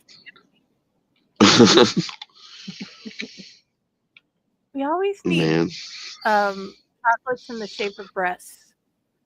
Yep. You do? It's somehow easier to get chocolates in the shape of dicks, which is odd. That is some chocolate dicks and gummy dicks and. What's really bad is when you get gummy lighthouses, but they melt a little bit, and then you end up with dicks. Oh my God, there is this Robin Williams movie. It's him and Edward Norton. It's called Death to Smoochie, where Robin Williams plays like this major like children's TV actor. Then he gets disgraced, and he's making these cookies. He's making dick cookies to sneak into the show. So Smoochie, the dinosaur, whatever the fuck Smoochie is, played by Edward Norton, who's replaced him, is going to pull out these cookies for the kids, and it's going to disgrace him. And while he's making it, like he says every word or like nickname for a penis there is, like One-Eyed Willie, Love Monkey, Red Rocket. Like he's saying all the names while he's making the fucking cookies, like hobo style, over a trash can on fire. And then he sneaks them into the show. Then he leaves and he watches like from afar, like the show, and like all of a sudden they bring out the cookies for Smoochie to give all the kids. And he's just like, "Here you go, kids, it's cookie time." And when the kids hold the cookie up, and you can tell there's balls, there's a cock. I mean, it's a penis.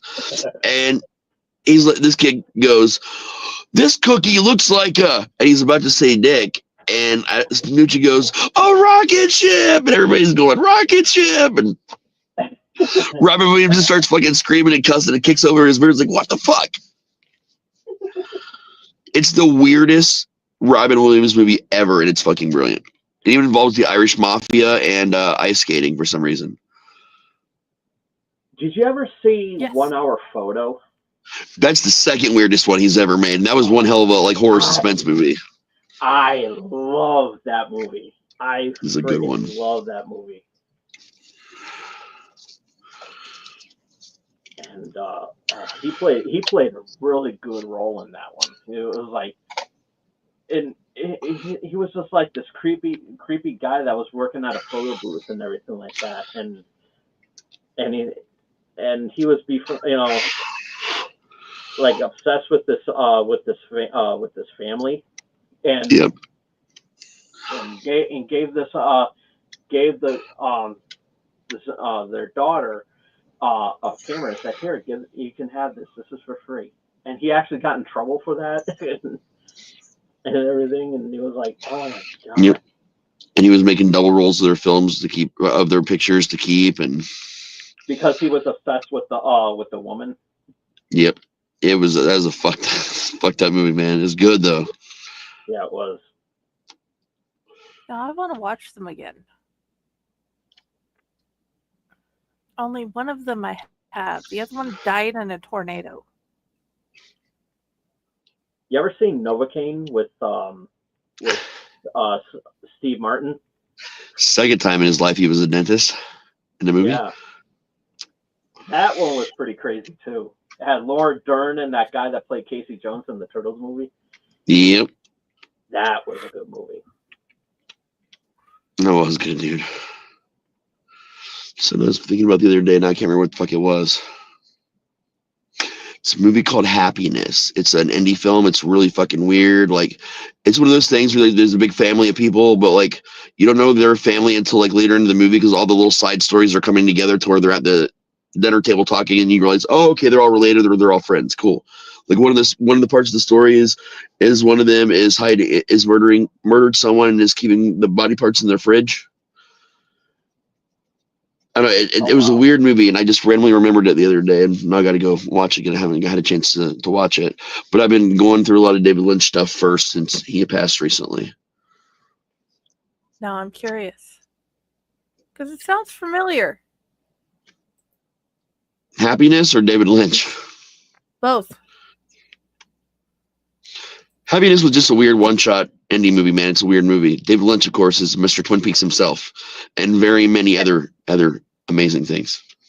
I love David Lynch. I was sad when he died, man. That was real recent. Yeah. Twin Peaks, I saw a few times, and that was a good show. And then when they tried to bring it back, it kind of lost its luster. Well, they had the original run, and they did a movie that was a sequel called Firewalk with Me. Yes. And then it disappeared for a while, and then they did that little reboot thingy. Yeah. I know they're rebooting a bunch of weird shit right now, like Heroes. They did Heroes. They went away for a while because the writer's strike killed the show. Then they brought it back with Heroes Reborn. I guess now they're redoing it now. So that's about to come out soon. They're talking about Friday the 13th, the series about the haunted pawn shop. I've been hearing like talks about that now. Odd projects. Attack of the Killer Tomatoes is about to go through a reboot officially, and so is Return of the Living Dead. I wish I could find Nightmare Cafe. Really liked that series. One of my favorite ones. That one was good. It was good. There is a movie that I just found out is on Tubi, and I can get to it because the search engine is closed because they were doing the Super Bowl on Tubi. Yeah. Yep. How I've been doing that is I've been searching it in Google, and when it says it comes up on Tubi, click on the link that it has for Tubi, and then you get straight to the movie. Yep. Okay. That's how you get around that. Yep.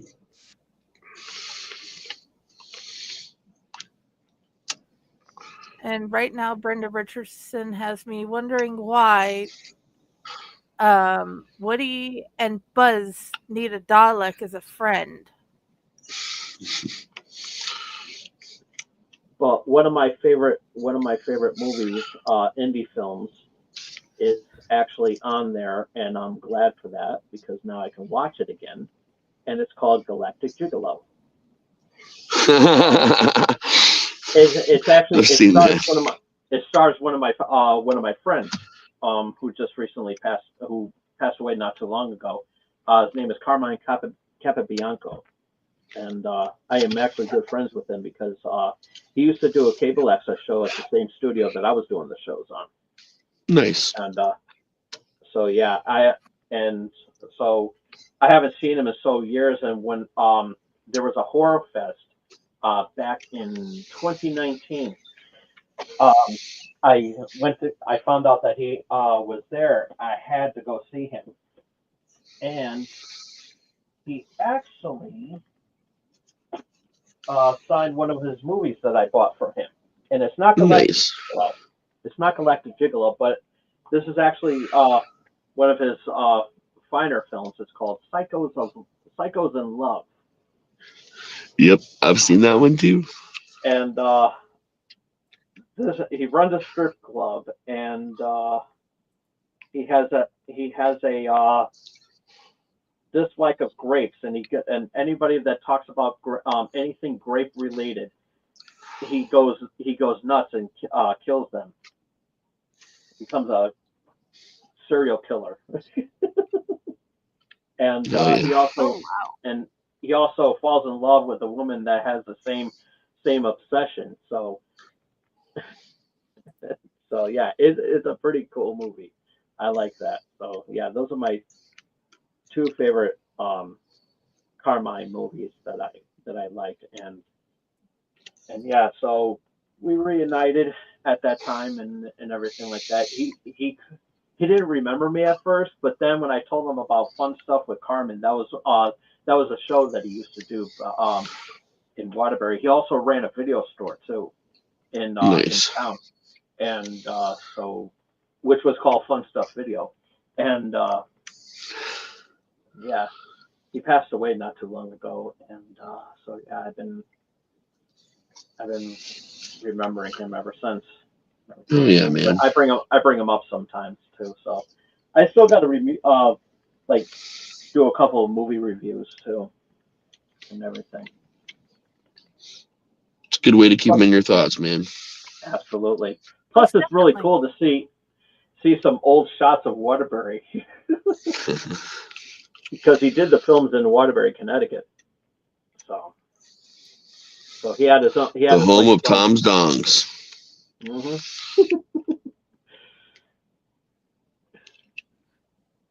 So, but now I'm in Southington, and I actually love it a lot better.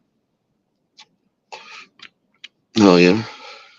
Yeah, I came up with this. I came up with this superhero who was also in our wrestling group, and we got this guy to play a wrestler called Mr. Waterbury, and his thing is that he was Waterbury's superhero, and the original concept of Mr. Waterbury, he had a mask, but the mask, I got this mask for him, and it was actually a dominatrix mask.